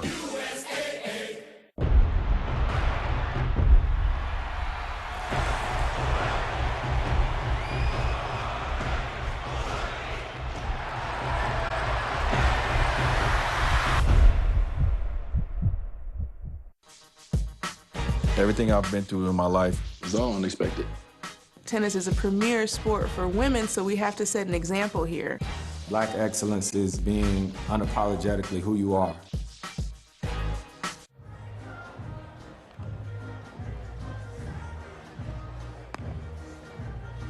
Seven-0 ball game. All Liberty as we head to the bottom half of the 6th. Virginia Tech going back to the bullpen. Calling on the right-hander Ryan Metz. Junior out of Fishers, Indiana, makes his 6th appearance. See the numbers right there. Almost 2-to-1 hits versus innings pitched, and 10 runs given up, only 6 earned. And opponents hit him at a .429 average. He's a veteran of this staff. He's made 30 career appearances and has made 5 starts during his time in Blacksburg. And last appearance coming against Florida State back on March 14th. Yeah. So it's been about a month since Metz has been on the hill for the Hokies. He's getting some work here in a 7-0 ball game. Still a long way to go here tonight, and I'm reminded of, I was actually looking it up earlier tonight. When these teams met in 2016. Hey, well, I don't know if you were on the call with me that night or not, but Liberty led 10-2 and eventually lost 11-10. Were you on that? I was not on that call, but okay. I do remember that ball game. It was a wild 3-hour, 51-minute ball game in which the Flames gave up a huge lead. I remember it best because I was supposed to play in a softball game myself that night, and this game just kept going, didn't make it. But yeah, so all that to say, 7-run lead right now, but crazier things have happened in this series. So we shall see. Still a long way to go. Got a softball game tonight? I do not. No, nowhere to be. Why? Just here with you. All right, awesome. The 2, 3, 4 hitters for Liberty here in the 6th. Aaron Anderson leads it off. Singled his last time up. Been on twice here in this ball game as he drew a walk as well back in the 3rd.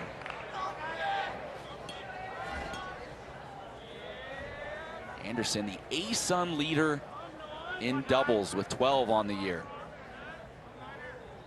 He has taken advantage of the spacious ballpark.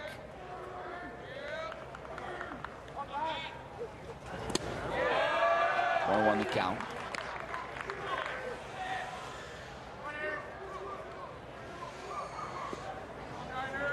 Scott Jackson has raved about him ever since he stepped foot on campus. His ability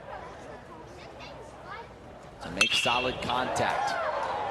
It's that one well to center field, but it's playable. And Hurley will drift back to make the catch, 1 away.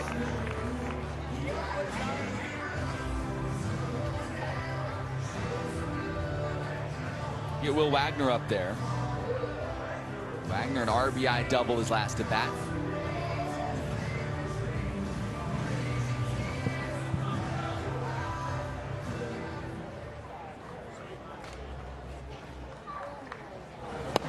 Big hack, no contact on the first offering.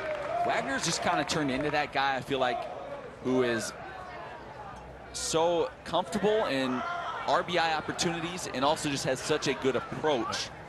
Had a number of, you can go back to the Lipscomb series, sacrifice flies, where maybe he didn't get the hit, but he knew what the situation called for and he was able to get the job done.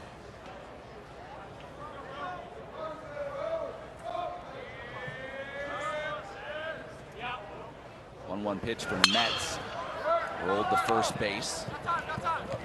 Rumfield will take it himself, although Mets kind of got in the way there at the end. A little confusion, and honestly, it's been a little sloppy defensively for the Hokies tonight. A couple of errors on the board, and you could hear Rumfield saying, I got it, but he was also pulling it out of his glove like he might flip, and I think Mets was unsure what was happening, and they're fortunate that all that confusion didn't lead to Will Wagner beating it out. So now 2 away for Cam Locklear. Liberty's shortstop has reached twice. Reached on an error back in the 4th, a single in the 5th.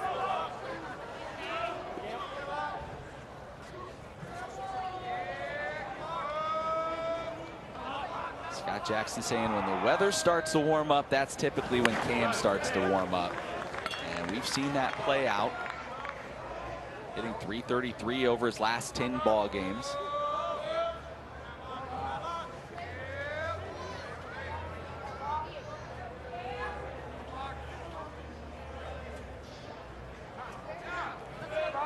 And Mets taking too long. Cam asks for time.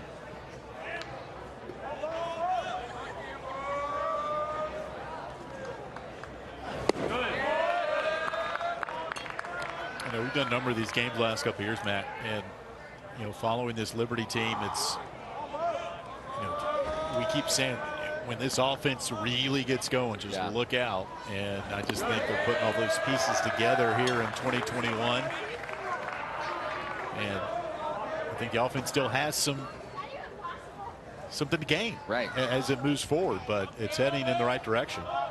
Yeah, room for growth. I mean, you look at the pitching, first in the ASUN and ERA, first in strikeouts per 9 innings as Locklear draws the walk.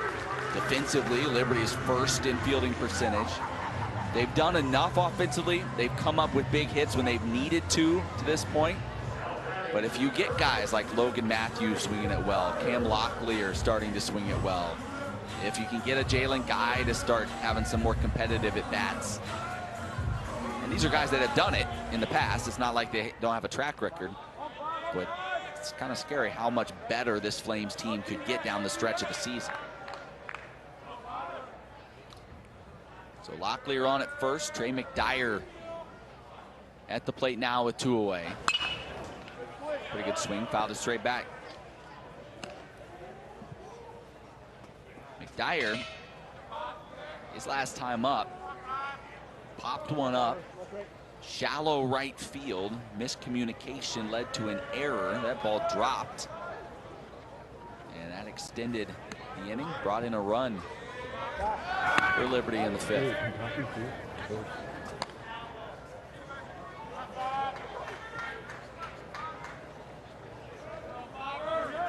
And the initial scoring on that, you know, you saw the graphic at the bottom. McDyer was given an RBI, but that has since been taken away.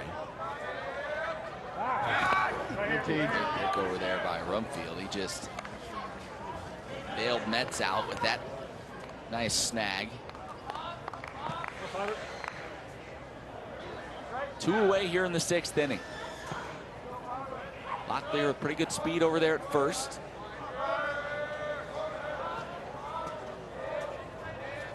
There he goes. They throw to second offline and late, and Locklear swipes his 5th bag of the season. Really good jump on Ryan Metz for Locklear.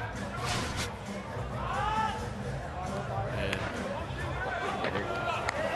throw shortstop side of the bag. It's now runner in scoring position with 2 away.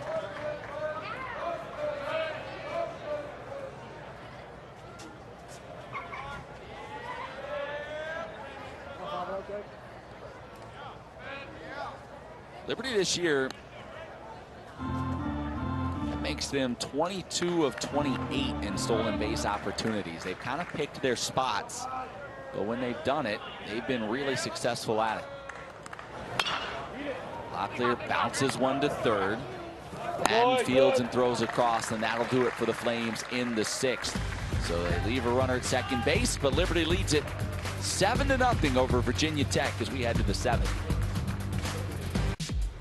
What's up, y'all? I'm Cody Rigsby. I'm going to show you a fun little circuit that you might see in class. We're going to start with some forward lunges. You can do this with weights or without. Just give me your best. In 3, 2, 1. Bring those weights up to your shoulders. Squeeze your butt, rib cage down, press into the sky.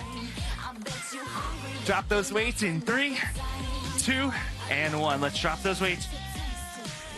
I'm Cody Rigsby, and you can unlock Bike Bootcamp and so much more on Peloton. Man, I take it on the chin and let it go.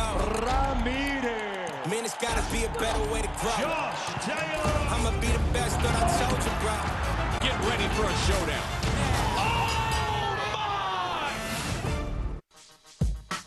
Everything I've been through in my life is all unexpected. Tennis is a premier sport for women, so we have to set an example here. Black excellence is being unapologetically who you are.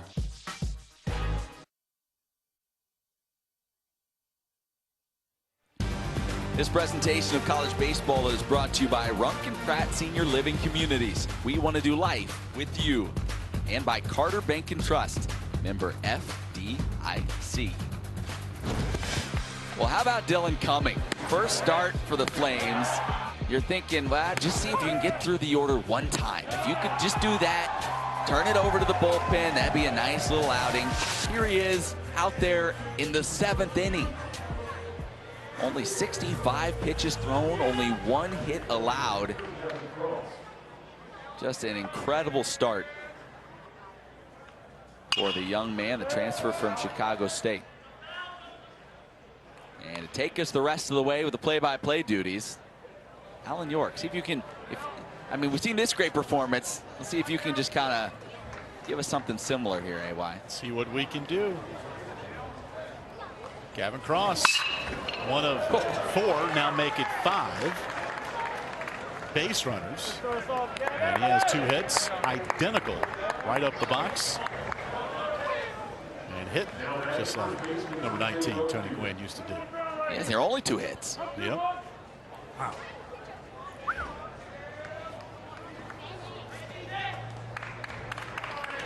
That kid is the real deal. It is. No doubt, much ballyhoo. And worthy of the ACC Player of the Week honors this week. TJ Rumfield's 0 for 2. Make it 1 for 3. Cross will move up to second. And for just the second time tonight, Hokies have 2 runners on at the same time.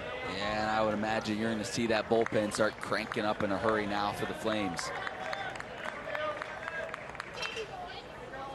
Dylan Cumming, I think the deepest he'd gone in a game this season, or he gone 3 1/3 innings in relief. And now you're starting to see Fraser Ellard, the big lefty, getting loose.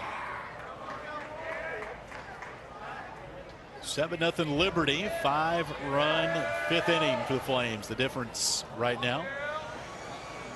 Flames scored the first run of the game and the 3rd on a Logan Matthew home run.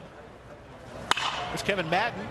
He'll rope it to short, 1 hop, and it eats up Cam Locklear. Hokies will go base to base, and they're simmering a rally in the 7th inning. Kind of an in-between hop there. Coming off the end of the bat, Cam unable to knock it down. And all of a sudden, we told you, a lot of game left. Potent Virginia Tech offense, they're not going away. So first 3 have reached in the 7th.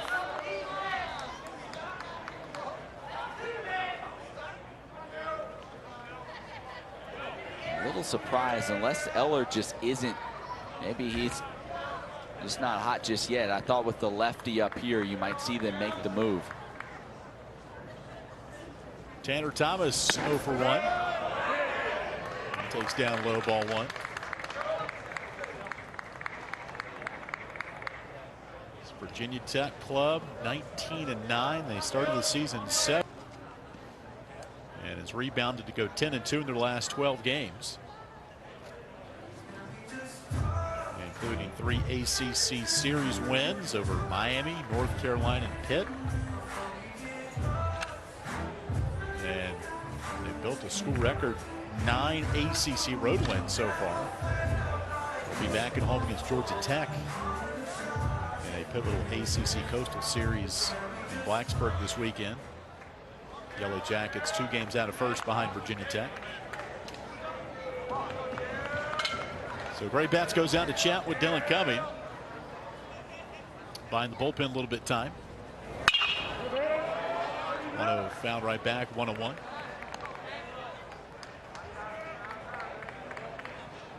Kevin Madden was given a single on his at bat. So first 3 Hokies aboard on singles.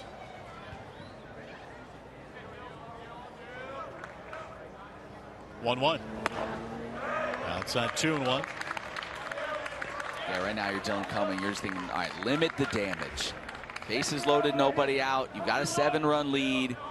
Continue to throw strikes and be aggressive, but if you can just kind of limit the damage and get out of here with 1 or 2 scored instead of a big inning, you'll take that. 2-1. Thomas reaching for it and found it right back. 2-2.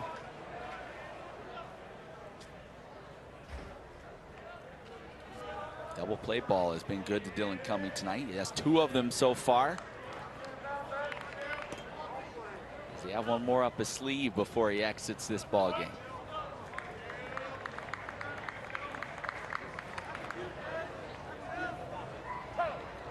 Time called by Thomas.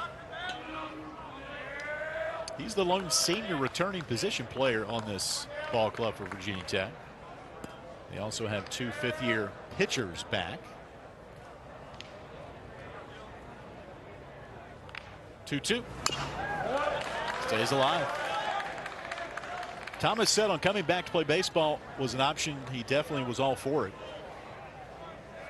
He had one more semester until he got his degree, and to come back for one more year to help spread out those classes over 2 semesters, no doubter. That's a veteran savvy play right there. That's smart. That's smart man.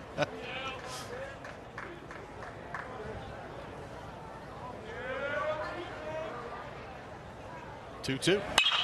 This one's lined and right, a base hit. Wilson comes up, will fire home, and again the Hokies go base to base, and Cross will come in to score the first Hokies run. Still nobody out. RBI for Tanner Thomas. His 7th of the year. And looking down at the Flames dugout right now, Scott Jackson will put his scorecard in his back pocket and will head down to the bowels of that dugout. No movement yet. And here comes Liberty's head coach.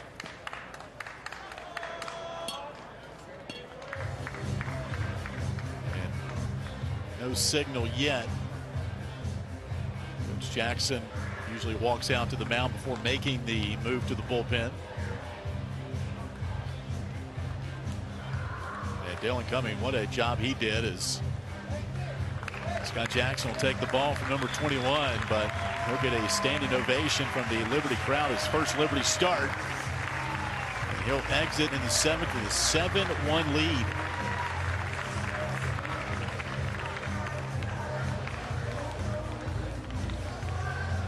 They exceeded all expectations tonight. We'll take a break. Hokies, bases loaded, still nobody out. We're back after this.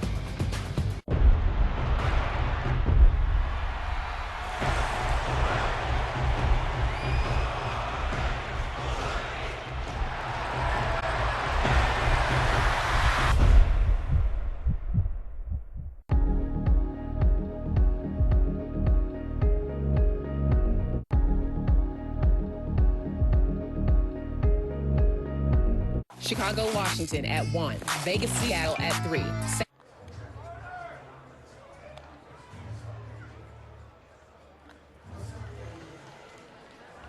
7-1 Liberty. Hokies with the bases loaded, still nobody out. RBI single by Tanner Thomas will chase that man, Dylan Cumming, who pitched well tonight, and Frazier Eller comes in out of the bullpen, Matt. Yeah, one transfer that you just picked up in the offseason gives way for another. Frazier Eller, who's been fantastic out of the pen from the left side. You see the ERA in 13 appearances. Pitched on Sunday against Lipscomb, an inning and a third. No hits, struck out 3. He's got 30 strikeouts in just those 20 2/3 innings pitched. He's been fantastic, but finds himself in a pretty big jam here. And I mean, this game can turn around in a hurry. A couple more base hits from Virginia Tech, and they're right back in this one. 4 straight have reached on singles. Gavin Gross started off the 7th with a sharp single up the middle. Then TJ Rumfield, Kevin Madden, Tanner Thomas all matched him. So the bases loaded still for Carson Jones, who's 0 for 2. Dylan Cumming today, phenomenal job, and caps it off with an apple. Why not? What was that, Red Delicious? What did Pink Lady, maybe? Could be. He deserves it after that outing.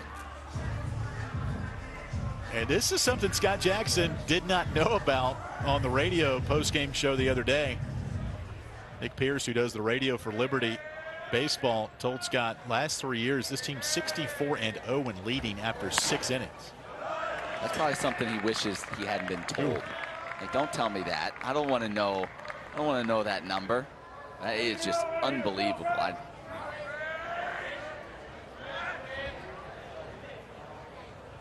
Carson Jones 0 for 2. Double play ground out back in the 5th. Now it evens up the count 1-1. These two teams will rematch it in Blacksburg May 12th. Hokies have had a lot of renovations to their ballpark the last few years. Really spectacular place to watch a game, as it is here at Liberty Baseball Stadium. This facility opened up in 2013. And Liberty won the Big South Championship on this field against Campbell that year. Flames also won the A-Sun back in 2019. And made it to the regionals in Chapel Hill. Ground ball to Locklear. Goes to Wagner for one. The relay is not in time. See if we get another look at that one in the road dugout. Home plate umpire Greg Wall says, yep, we're going to take a look at it. Already had one review held up and confirmed in favor of Liberty on a bang-bang play at first base defensively a couple of innings ago. Yeah, this stage of the game, might as well take a look at it.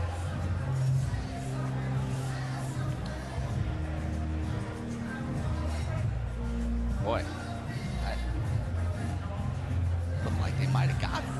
Very similar. It's so hard. It's so hard when you try breaking it down, and I mean, you see it even at the big league level. Yep. With you know, more angles and all of that, it is still so difficult on that play to determine. And then you get an angle like that where the first base coach completely blocks it, and so it turns out to be useless. The reaction, though, from Logan Matthew, as that angle does make it look like he's out. Yep.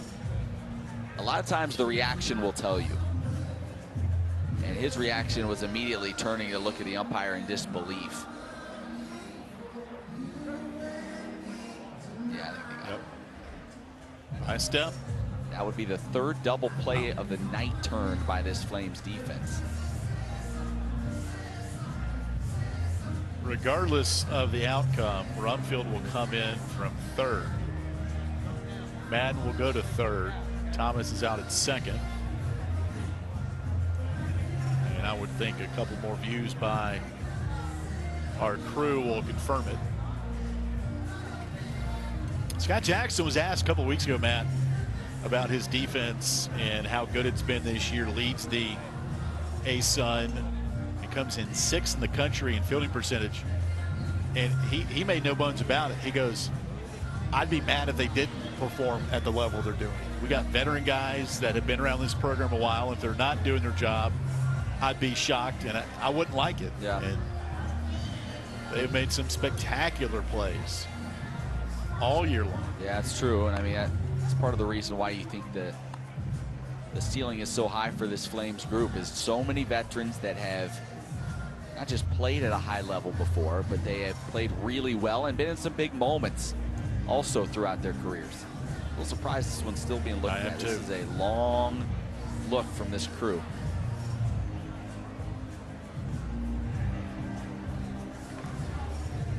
You like getting the call right, and I agree with going to the review, but man, if you can't do it in a timely manner, it just kills the flow of the game. For a pitcher, you're standing out there defensively, you're just standing around. This is the downside, is if you can't make it pretty quick, you know, with a pretty quick look, everything just kind of grinds to a halt. 7-2 Liberty, 1 out, top of the 7th. As it stands, 1 out.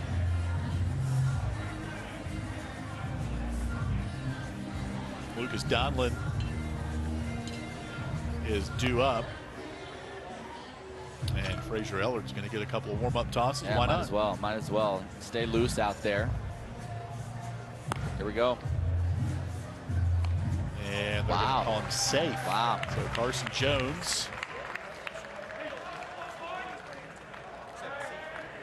That'll turn into an RBI for Jones. Well, I mean, obviously that is a huge call. We'll see what happens the rest of this inning, but could change the complexion of this game by quite a bit. So 6-4 on the putout. Makes it 7-2.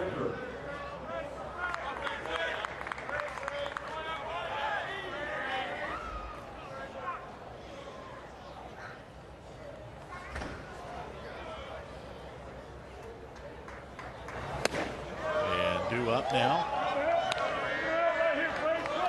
And we need to make a correction on that last batter. That was Cade Swisher at bat. And now Fritz Ginther, freshman from Kingston, New York, at the dish. So our apologies on that. Yeah, he's really been scuffling offensively coming into this ball game. They gave him a night off. Just one for his last 16 at the plate.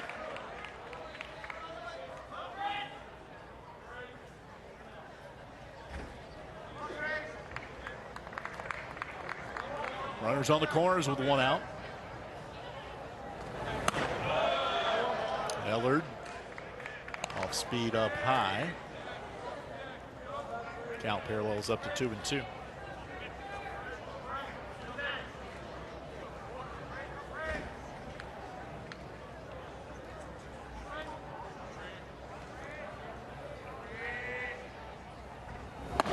Fastball outside, count now full. Hokies down 7-0 entering the 7th inning. Have had their first 5 reach. 2 runs across. And now make it first 6 reach with a fielder's choice ground out as well. So Ginther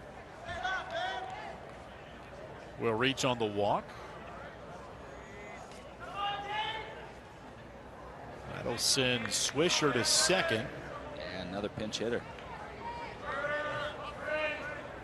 Looks like Dane Leonard coming up now.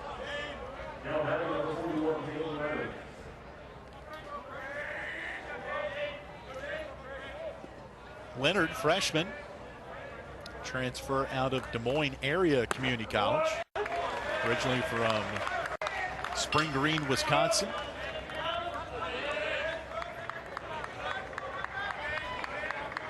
And their catcher, Cade Hunter, has been out a little bit this year. He's been catching a little bit. Leonard, that is. Had 3 RBIs in the series win against Wake Forest over the weekend, 3 for 12.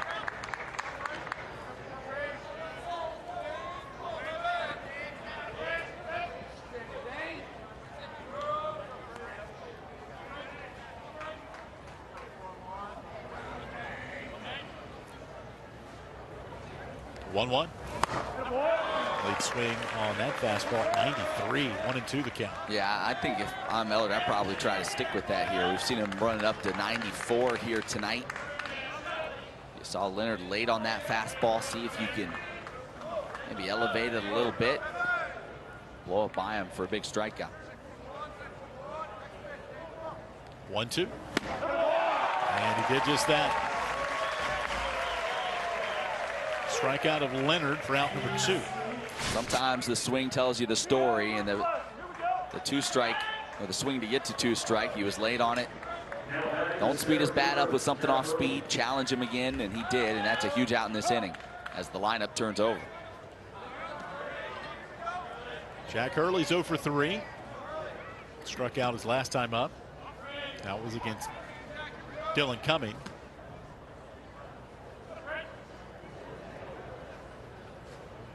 Hurley, the 8th batter to hit in the 7th.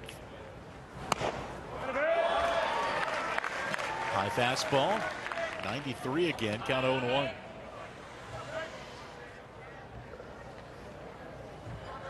Hokies have RBIs from Tanner Thomas and Cade Swisher.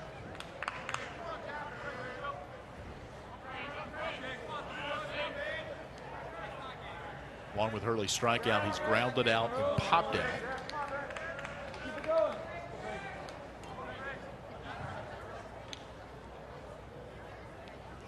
Boy, that is tough. You see Ellard, he kind of strides almost towards the hitter and then just, you see him whip that ball. It kind of angles across the plate and just catches the outside corner. That is, boy, if you're a hitter, there's not much you can do with that. If I were Ellard, I'd probably go right out to that part of the plate again. See if you can get him to expand his strike zone a little bit. 0-2. Tried to. And that. Oh, I think, did that get somebody? I think it got.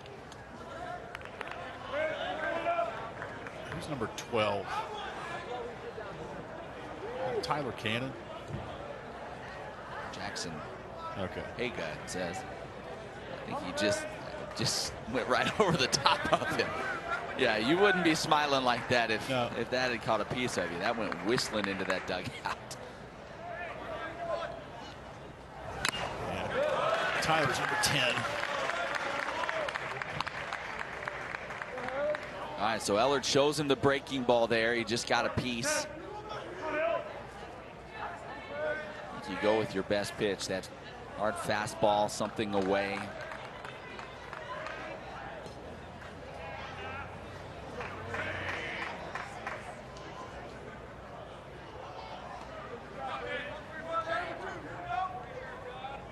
Oh-2.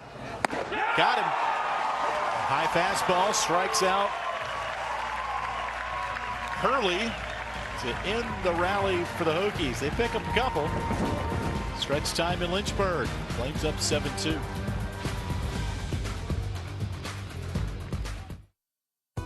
Carter Bank & Trust has supported Liberty University for over 3 decades. When many were skeptical of Liberty's vision, our founder, Worth Harris Carter Jr., understood the vision and saw its potential. His instincts were correct.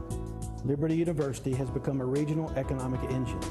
We continue Mr. Carter's legacy by working with determined visionaries to transform potentials into realities every day. As with Liberty University, Carter Bank & Trust is proud of the past, focused on the future. Championship action is when the ASUN is at its finest. That's why you'll want to visit asunphotos.com. ASUN Photos is present at every ASUN championship, capturing the action, including those must-have shots that you may have missed or want to save for a memory. We understand your passion. So when you want to relive those favorite moments, players, and special memories, start with the experts from asunphotos.com.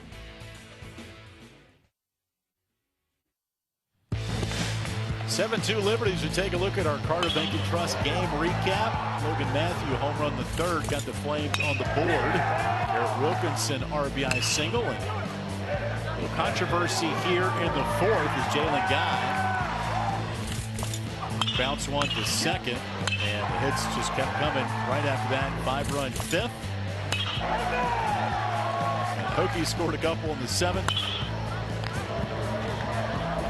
A couple of reviews in this game. See a little bit of everything. And Dylan Cumming, by the way, pitching into the 7th inning for the Flames, giving way to Frazier Ellard.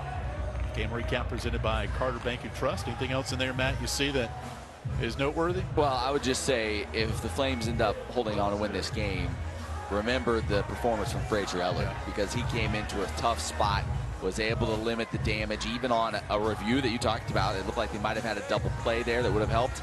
It didn't go the Flames' way, so he had to get another out.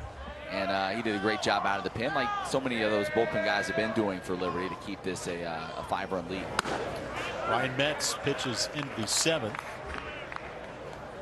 Fourth Virginia Tech pitcher. Jake Wilson tonight. 1 for 2, RBI single last time up.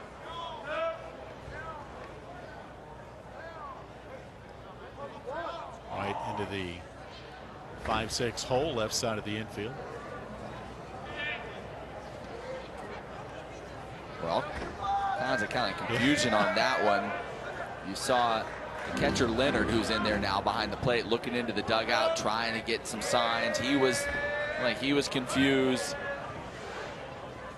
If I glad you're on the same page.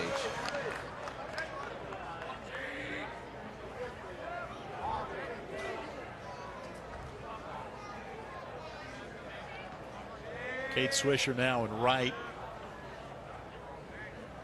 And Ginther at short. Schobel moves from short to second for Virginia Tech.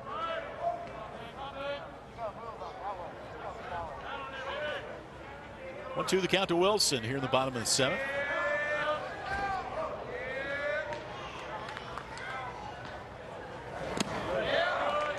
Let's take a little something off that one. 2-2 the count. Flames will hit the road this weekend to play at North Alabama.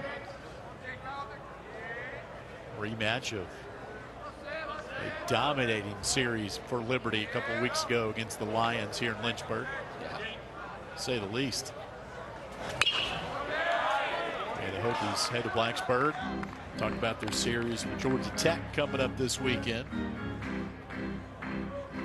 Yellow Jackets head coach Danny Hall was on the ACC network today. Mark Packer, West Durham, asked him who his favorite Georgia Tech player was. He named 3. He said Jason Varitek was number 1. And he also mentioned, as Wilson bloops to the left, and coming on will be Thomas to make the play. Mark Teixeira. Wow, yeah. Nomar Garcia-Parra. That's a pretty good 3. Yep.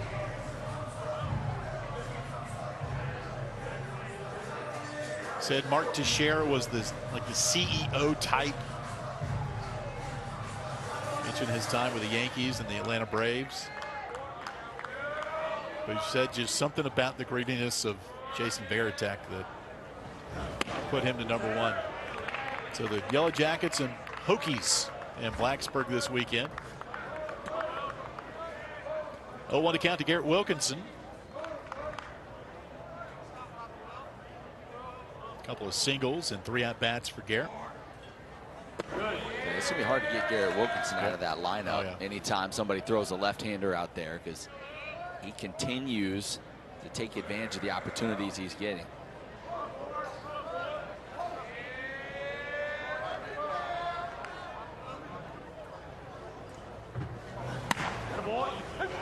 Fastball inner half, 1-2 the count.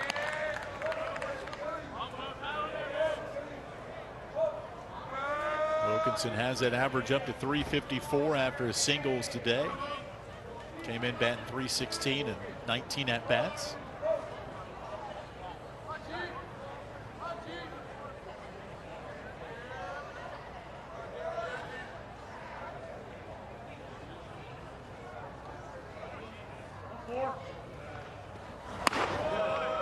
Fastball up high, 2-2.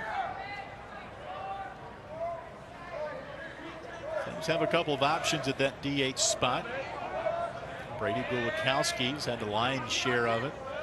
Brandon Rohrer coming back from being hit in the face back in February.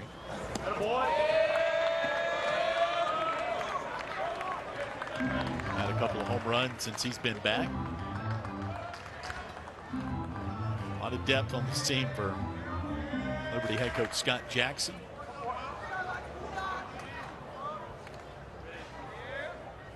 And the payoff. Got him looking. Good pitch outer half for Ryan Metz. 2-0.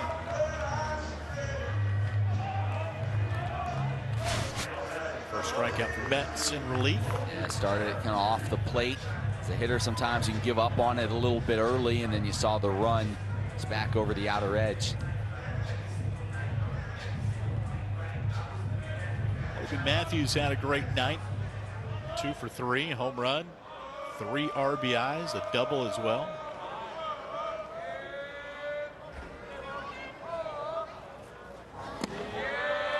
It's down low, 1-0.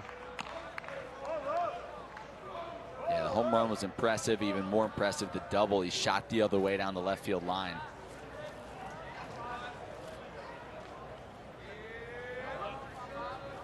The 1-0. thinking about it today. Logan Matthews has been around this program 3 years. Was hurt last year with a knee injury.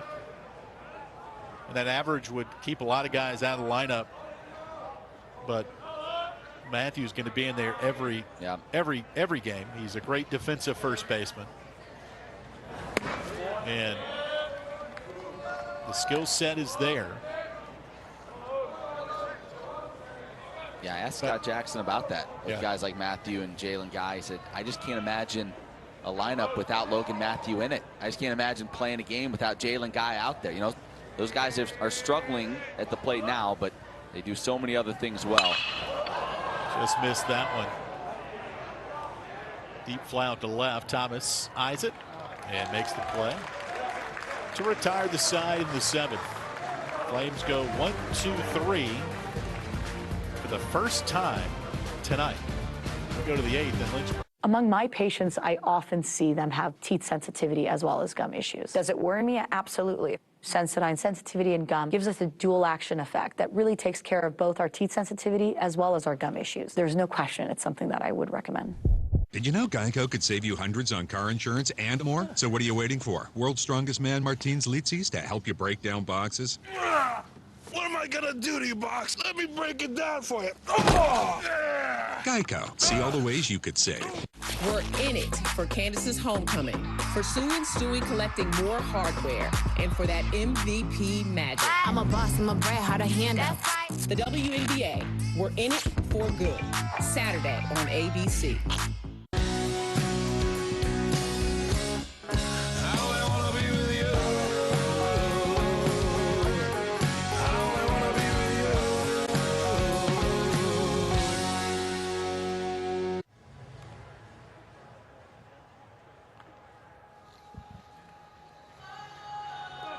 Road Havoc the 8th in Lynchburg, Virginia. Alongside Matt Warner, I'm Alan York.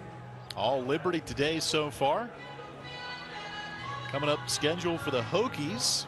Mentioned their schedule with Georgia Tech coming up this weekend in Blacksburg. And a couple of midweek games at VMI and East Tennessee State. And a trip to Raleigh to play the Wolfpack and the in-state rivalry with Virginia. Coming up in late April.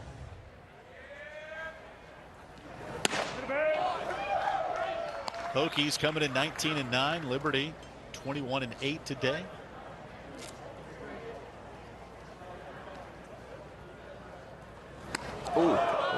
Second pitch into Tanner Schobel, and Schobel's going to hobble his way to first base.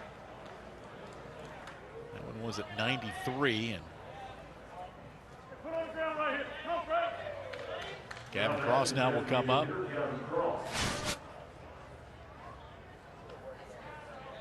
Right there in the left knee. Ooh. That's one of those, if you don't keep moving, it'll tighten up on you. I can say the same thing. You're exactly right. And the way Cross has hit the ball today and all year long. Let's see Schobel scooting around the bases here. Gavin Cross, 2 for 3. He's hit the ball hard all 3 times. First at bat, lined out to second. And his second at bat, third at bat, just laser beams right up the middle against Dylan Cumming. Came in batting 400. Reigning ACC Player of the Week.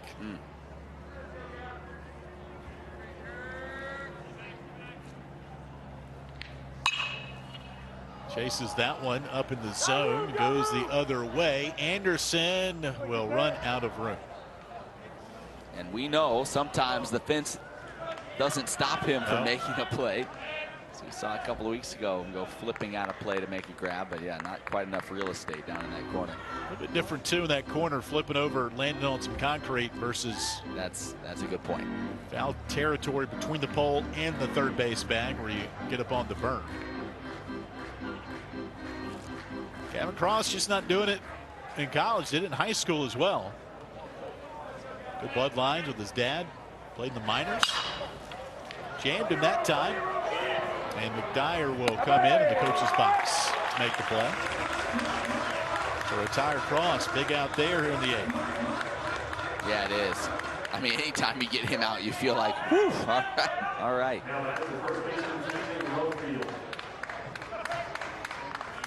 But this is a spot where Eller needs to shine, right? You get these lefty-lefty matchups.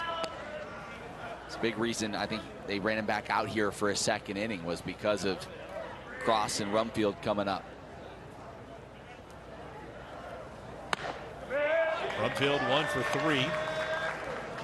Singled his last time up. Texas Tech transfer. Played 9 games for the Red Raiders last year. Swing and a miss. Count 0-2. Might remember his dad, Toby Rumfield. 14 years in pro ball with the Braves, the White Sox, Mariners, and Cardinals organizations. His dad also coached him in high school. And Fraser Eller makes quick work of Rumfield. 2-way. Man, Fraser Eller is impressive. The more I get to see of him this season, the more impressed I am. He's just another one of that big group of arms that Scott Jackson can throw at you. And I would say there are probably not many programs in the country that have the depth of quality arms in the bullpen that the Flames do this season. Kevin Madden swings, fouls it back. 0-1 to count. I mean, certainly when you're talking about the ASUN Conference, there's not a lot of schools that can throw that out there. And what a luxury it is when maybe your starter doesn't have it. You have to cut him short after 4 innings. You can turn it over to 3 or 4 guys that are just locked down out of the pen. 0-1. Line drive up the box. Base hit from Madden. His second straight hit. This Hokie lineup not going away quietly. They've strung together a couple of good innings here. Nothing to show for it here in the 8th so far. But a couple on now with 2 outs. And Tanner Thomas coming up.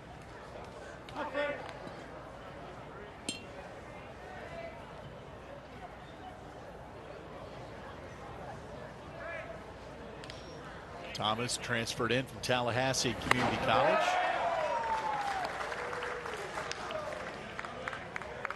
A lot of credit to this Hokie offense this year going to hitting coach Kurt Elbin. You mentioned Tanner Thomas playing like a guy who's not taking anything for granted. The lone senior position player coming back.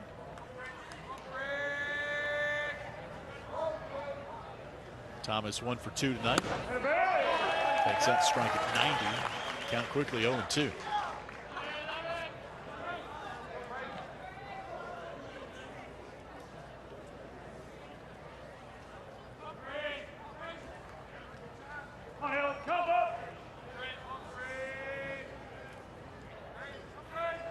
Two on, 2 outs in the 8th. 0-2 the count to Thomas. Tapper at Matthew. Right there at the bag to retire the side. Fraser Eller pitches away. Had some potential damage in the 8th. Nothing to show for the Hokies. Home half coming up. Among my patients, I often see them have teeth sensitivity as well as gum issues. Does it worry me? Absolutely. Sensodyne sensitivity and gum gives us a dual action effect that really takes care of both our teeth sensitivity as well as our gum issues. There's no question it's something that I would recommend. Switch to Farmers and you can save an average of $467 on your auto insurance just by phoning it into Farmers. Just by phoning it in? Just phone it in. Yeah, you just phone it in. It's great. I'm phoning it in and save $444 for switching my homeowner's insurance, too. I don't know what you're waiting for. Phone it in already. Switch and save just by calling Farmers today. Go ahead, phone it in. Phone it in, why don't you? We are farmers. Bum, bum, bum, bum, bum, bum. She's sitting in gold right now. Potentially on the cusp of superstardom. One of the all-time greats. Adam Thielen. What a grab.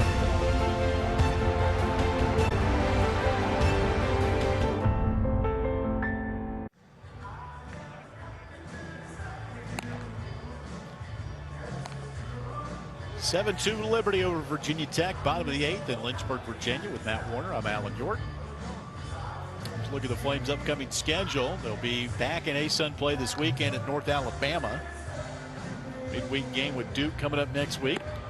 That'll be our next broadcast on ESPN Plus. And looking really forward to the Coastal Carolina series coming up in late April here. A couple of Big South powers colliding here in Lynchburg. Coastal making that run to the national championship a few years back under Gary Gilmore. That'll be a fun one. Nolan Wilson coming in to pitch. Not much of a resume so far for Wilson. He is a redshirt sophomore from Atlanta, Georgia. Yeah, actually just his third appearance this season, inning in 2/3. You see the numbers there. And the last appearance came almost a month ago on the 14th of March, third of an inning against Florida State. So he has not thrown in quite a while. A guy that's been in the program for a bit, going back to 2018. He redshirted that season, but didn't pitch much last year, just 2 games. Hasn't gotten a lot of action this season. It's an opportunity to get him out there, get him some work, and you hope keep them within 5 and give them an outside chance to make some noise in the ninth. Nolan is a real estate major at Virginia Tech.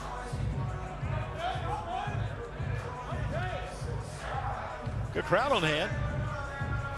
This game at capacity with limited attendance, but they made some noise. And enjoying the 7-2 lead for Liberty. Jalen Guy at the plate. Takes a fastball from Wilson. Down 0-1. Guy tonight's 0 for 3. Reached on a fielder's choice. On a high tapper off of the plate. That bounced out to second base, and Garrett Wilkinson and Lucas Donlin converged onto each other. They called Wilkinson out on interference, which ended the 4th inning. Only time Jalen's been on base, and Wilson strikes him out on 3 straight.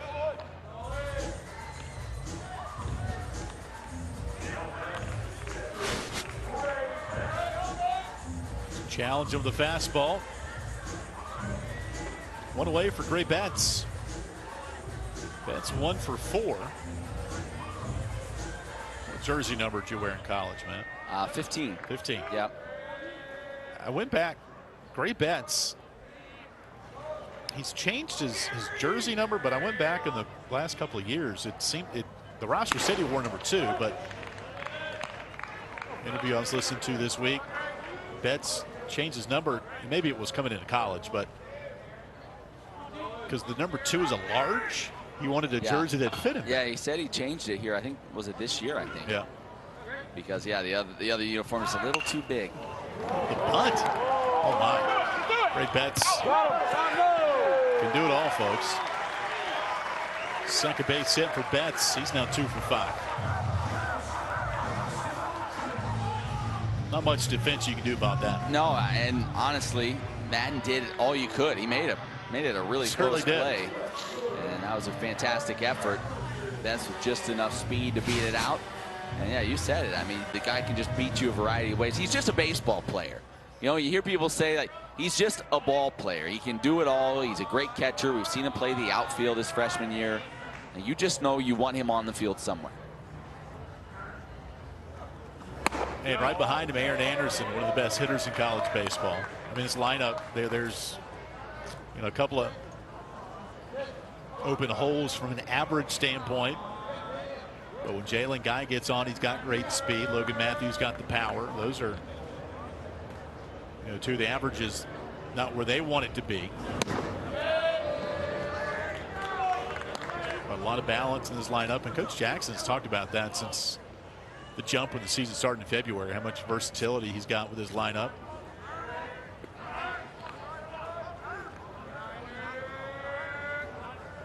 Two another count to Anderson. 1 for 3 tonight. Popped out to center's last time out. And just rockets that one, twisting foul up on the berm.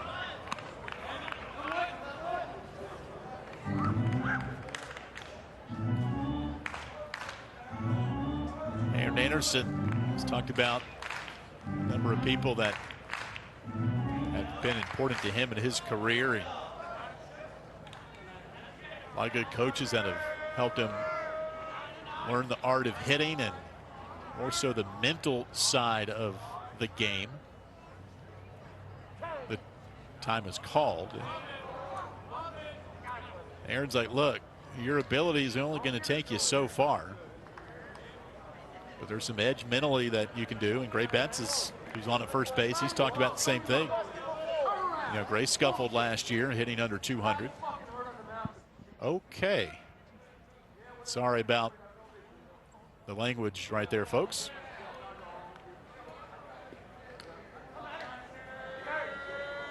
But Gray Betts said this year, I haven't worried about the stats, and my mental approach has done a 180. Ball lifted out by Anderson, foul, count 2-2. Isn't it crazy to even think about him being a sub 200 hitter? No. I mean, that doesn't seem like it's possible the way we've seen him swing the bat this year, the way we saw him swing the bat his freshman season. But yeah, really struggled in the shortened campaign a year ago.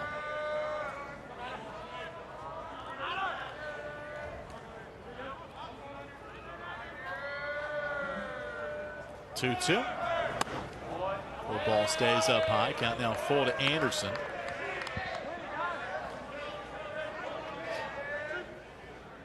Anderson played exclusively at first base his career at Flagler College. Or Logan Matthew penciling at first base. Had to get it somewhere to play because his bat's so good. They've turned out to be a really good outfielder. Look at that pitch. Down and in, and Anderson just drills it into right. Betts will scoot to third. We have seen some good at-bats on both sides of the dugouts this evening, and none better than that one right there from Aaron Anderson. Boy, he is just so quick. You said down and in, and able to just turn on that thing. And again, just gives you a great at-bat every time up. Sprays the ball all over the field. And this is what really good teams do, right? You get into the late stages of the game, they don't settle, they don't give away at bats. They continue to compete, and you try to see if you can tack on one or two more to give yourself just a little bit more cushion. Flames are in a position to do that here. Will Wagner doubled in the fifth. He's 1 for 4. Also has an RBI. Nolan Wilson's first pitch. Off speed away, ball 1. Wilson struck out Jalen Guy to start the 8th. As giving up an infield bunt single to Gray Betts. And a long single to Aaron Anderson.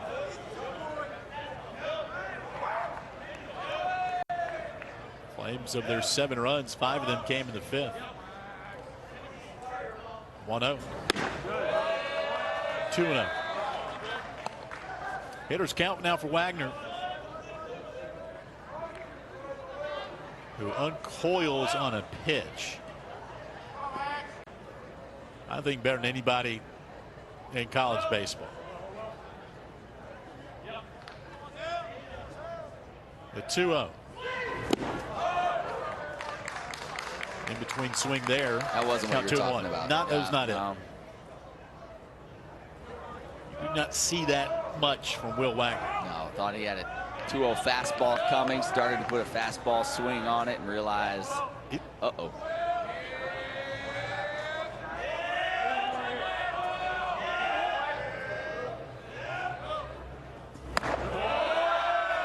Owen Sells up high, 3-1. 7 runs on 11 hits for Liberty with an error.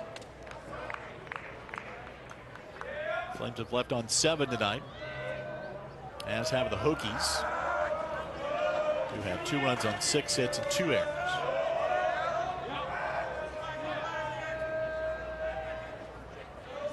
(3-1). Lifted down the left field line. Thomas giving chase, and he'll give up on it right at the sidewalk. Well, the other thing there, that obviously would have got the run home from third in Great Bets. So if you do let that drop in foul territory and hope your pitcher gets a strikeout here, you might be able to escape the inning without allowing anything.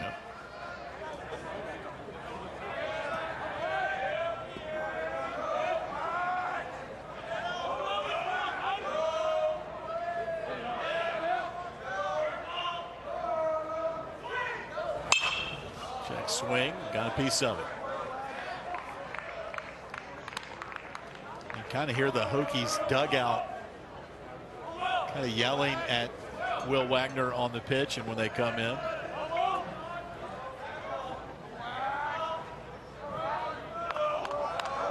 Trying to induce him into a swing. Payoff again. Stayed on that curveball, just missed it. Yeah, he was right on that. See if Wilson goes back to the fastball after that swing.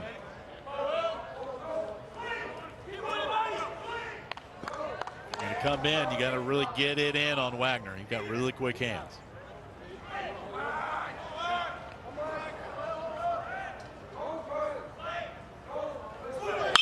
Fastball, line to left, base hit.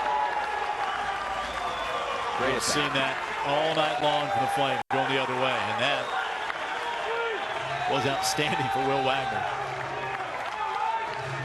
He does such a good job keeping those hands in, having an inside-out swing at times, especially with 2 strikes. But taking that ball the other way. And again, that's an at-bat in a 7-2 game where he's grinding and he's battling up there, and it pays off. He drives in another run. Second RBI for Wagner. Ryan Fecto, the pitching coach, out to chat with Nolan Wilson.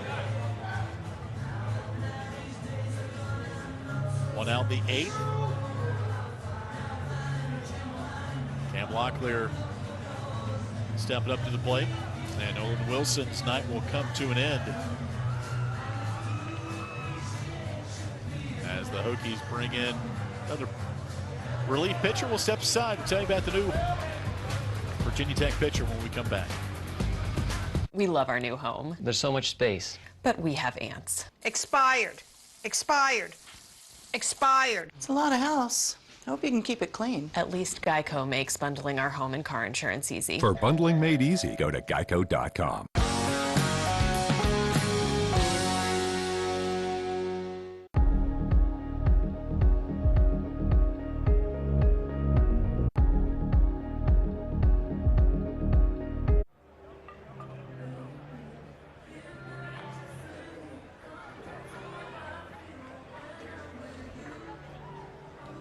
Flames bat into the 8th inning, leading 8-2 alongside Matt Warner. I'm Alan York.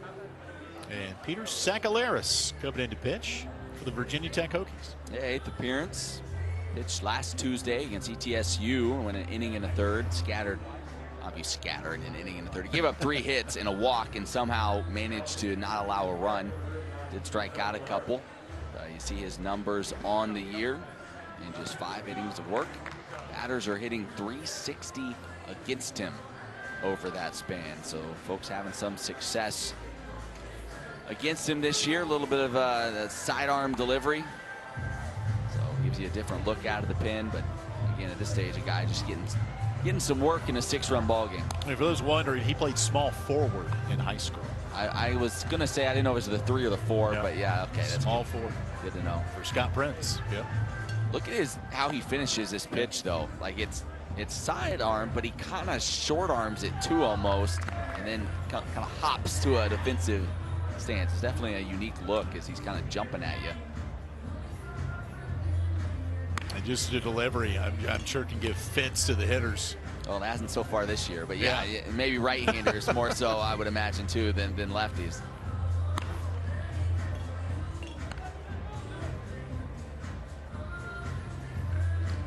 (8-2). Flames out in front. These two teams will play again in Blacksburg May 12th.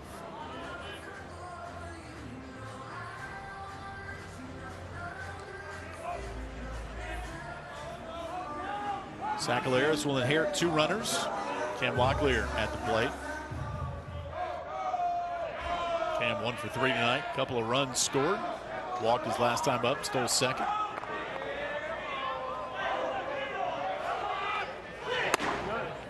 First pitch in for a strike, 0-1.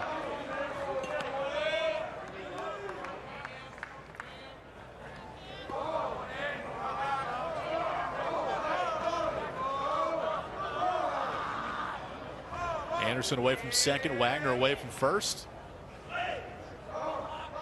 0-1. Ripped foul, count 0-2. That one had a little bit too much of the plate.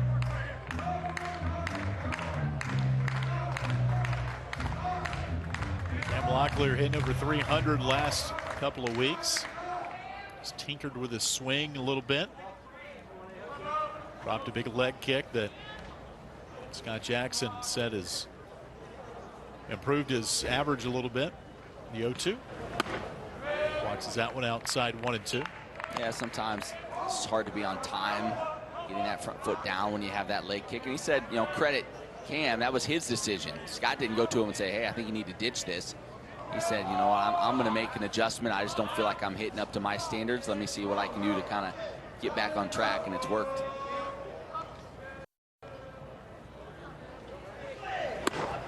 Fastball away 2-2.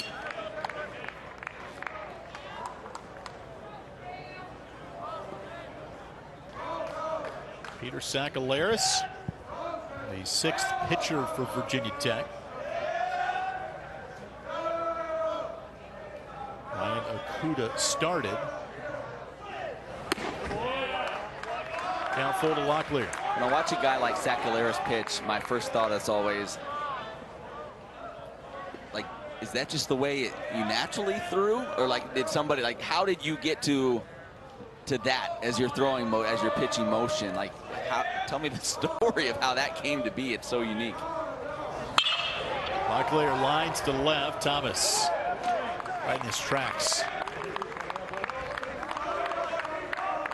I'm sure there's a good story to it.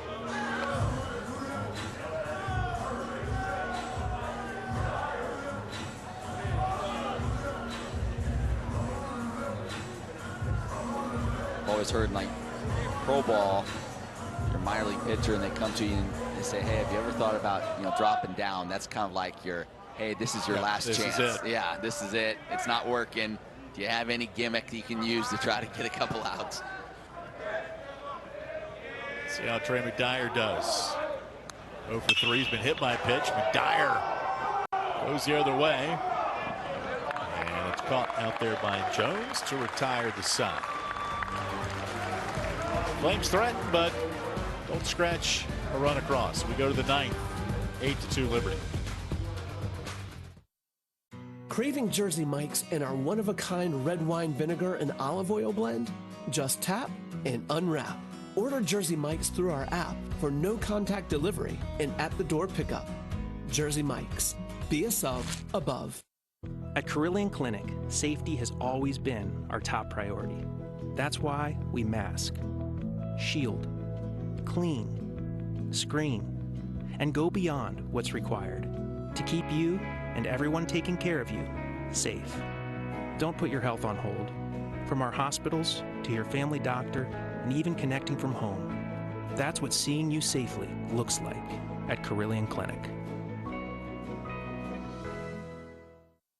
Hungry? Go Giant for dinner. Feed the family with giant-sized subs from Jersey Mike's. Order through our app for no-contact pickup or delivery. Jersey Mike's. Be a sub above. Top half of the night from Lynchburg, Virginia, Worthington Field at Liberty Baseball Stadium with Matt Warner. I'm Alan York. Let's look at the ERAs in the A-Sun. Liberty leads the conference. That number is coming into tonight. That is 20th in the country. And tonight, Liberty has only had to use 2 pitchers. Dylan Cumming and Fraser Ellard, who's going to pitch into the 9th. Kate Swisher hit in the 7th. Fielder's choice, ground out RBI. 1-1 the count. Swisher's a freshman from Chesterfield, Virginia. Played 5 games with the Hokies last year. A couple of hits in the Wake Forest series over the weekend. 1-2 the count. Well, so good on that fastball away from the left-handed hitters, cutting it across the zone. Strike him out. That's what he did. 1 away. 3rd strikeout for Ellard. A little Ric Flair woo going on down there. Fritz Ginther. Pinch hit also in the 7th. He walked.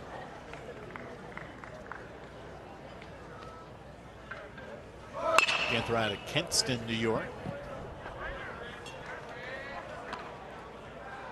He played all 15 games last year for the Hokies, all at shortstop. Hit .260.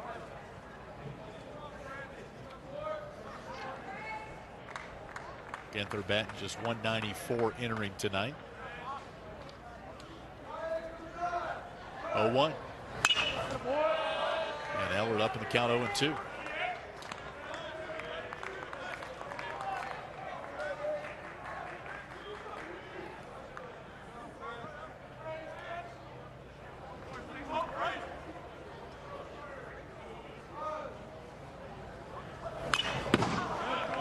Cut there by Ginther, fouled right back. Well, if you can ride the rest of the way here with Ellard, you like giving your bullpen a little bit of a break. Guys like David Erickson have been used a lot. Even Mason Meyer's been used quite a bit since moving to the bullpen. You give him a little extra time, so see if Frazier can finish it off. Trying to get Ginther to chase. 1-2 the count.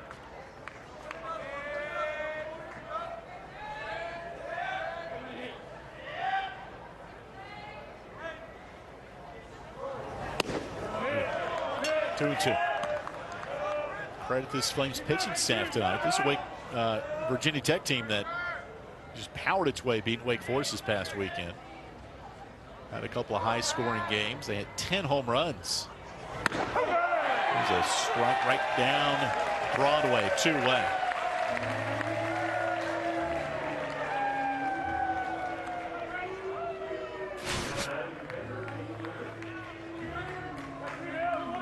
I really like the emotion too from Ellard. I mean, not getting too high, not too low. It's just treating it like that's his job and just getting it done. He is dialed in. Yeah. Dan Leonard, last hope for the Hokies. 0-1 the count.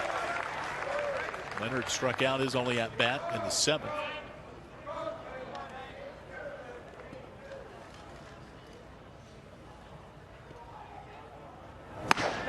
Two. Hokies down to their final strike in Lynchburg.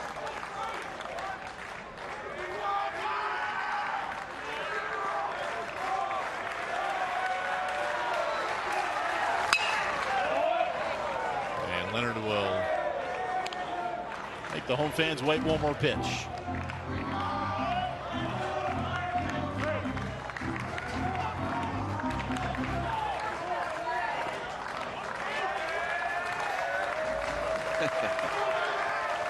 Trey Gibson giving it to Frazier Ellard. 0-2. Twisting foul. Wilson giving chase, and he'll run out of room.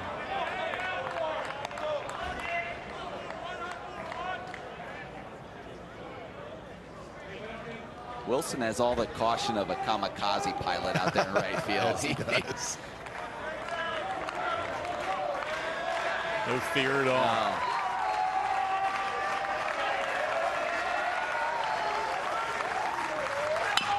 Speed, slow roller, McDyer, short hop, toss, in time. And Liberty wins it tonight over Virginia Tech. Continuing to build that NCAA tournament resume, now 22-8. Hokies fall to 19-10. 8-2 win for Liberty. 12 hits. Logan Matthews started off, Matt, in the third. Start of the game, Dylan Cumming. First start in a Flames uniform. He set the tone, went deep into the ball game, and set the stage for this big Flames win. For Matt Warner, I'm Alan York saying so long for Lynchburg, Virginia. Liberty wins it 8-2. All games airing on the ESPN Network, streaming live and archived on the ESPN app. This has been a presentation of ESPN.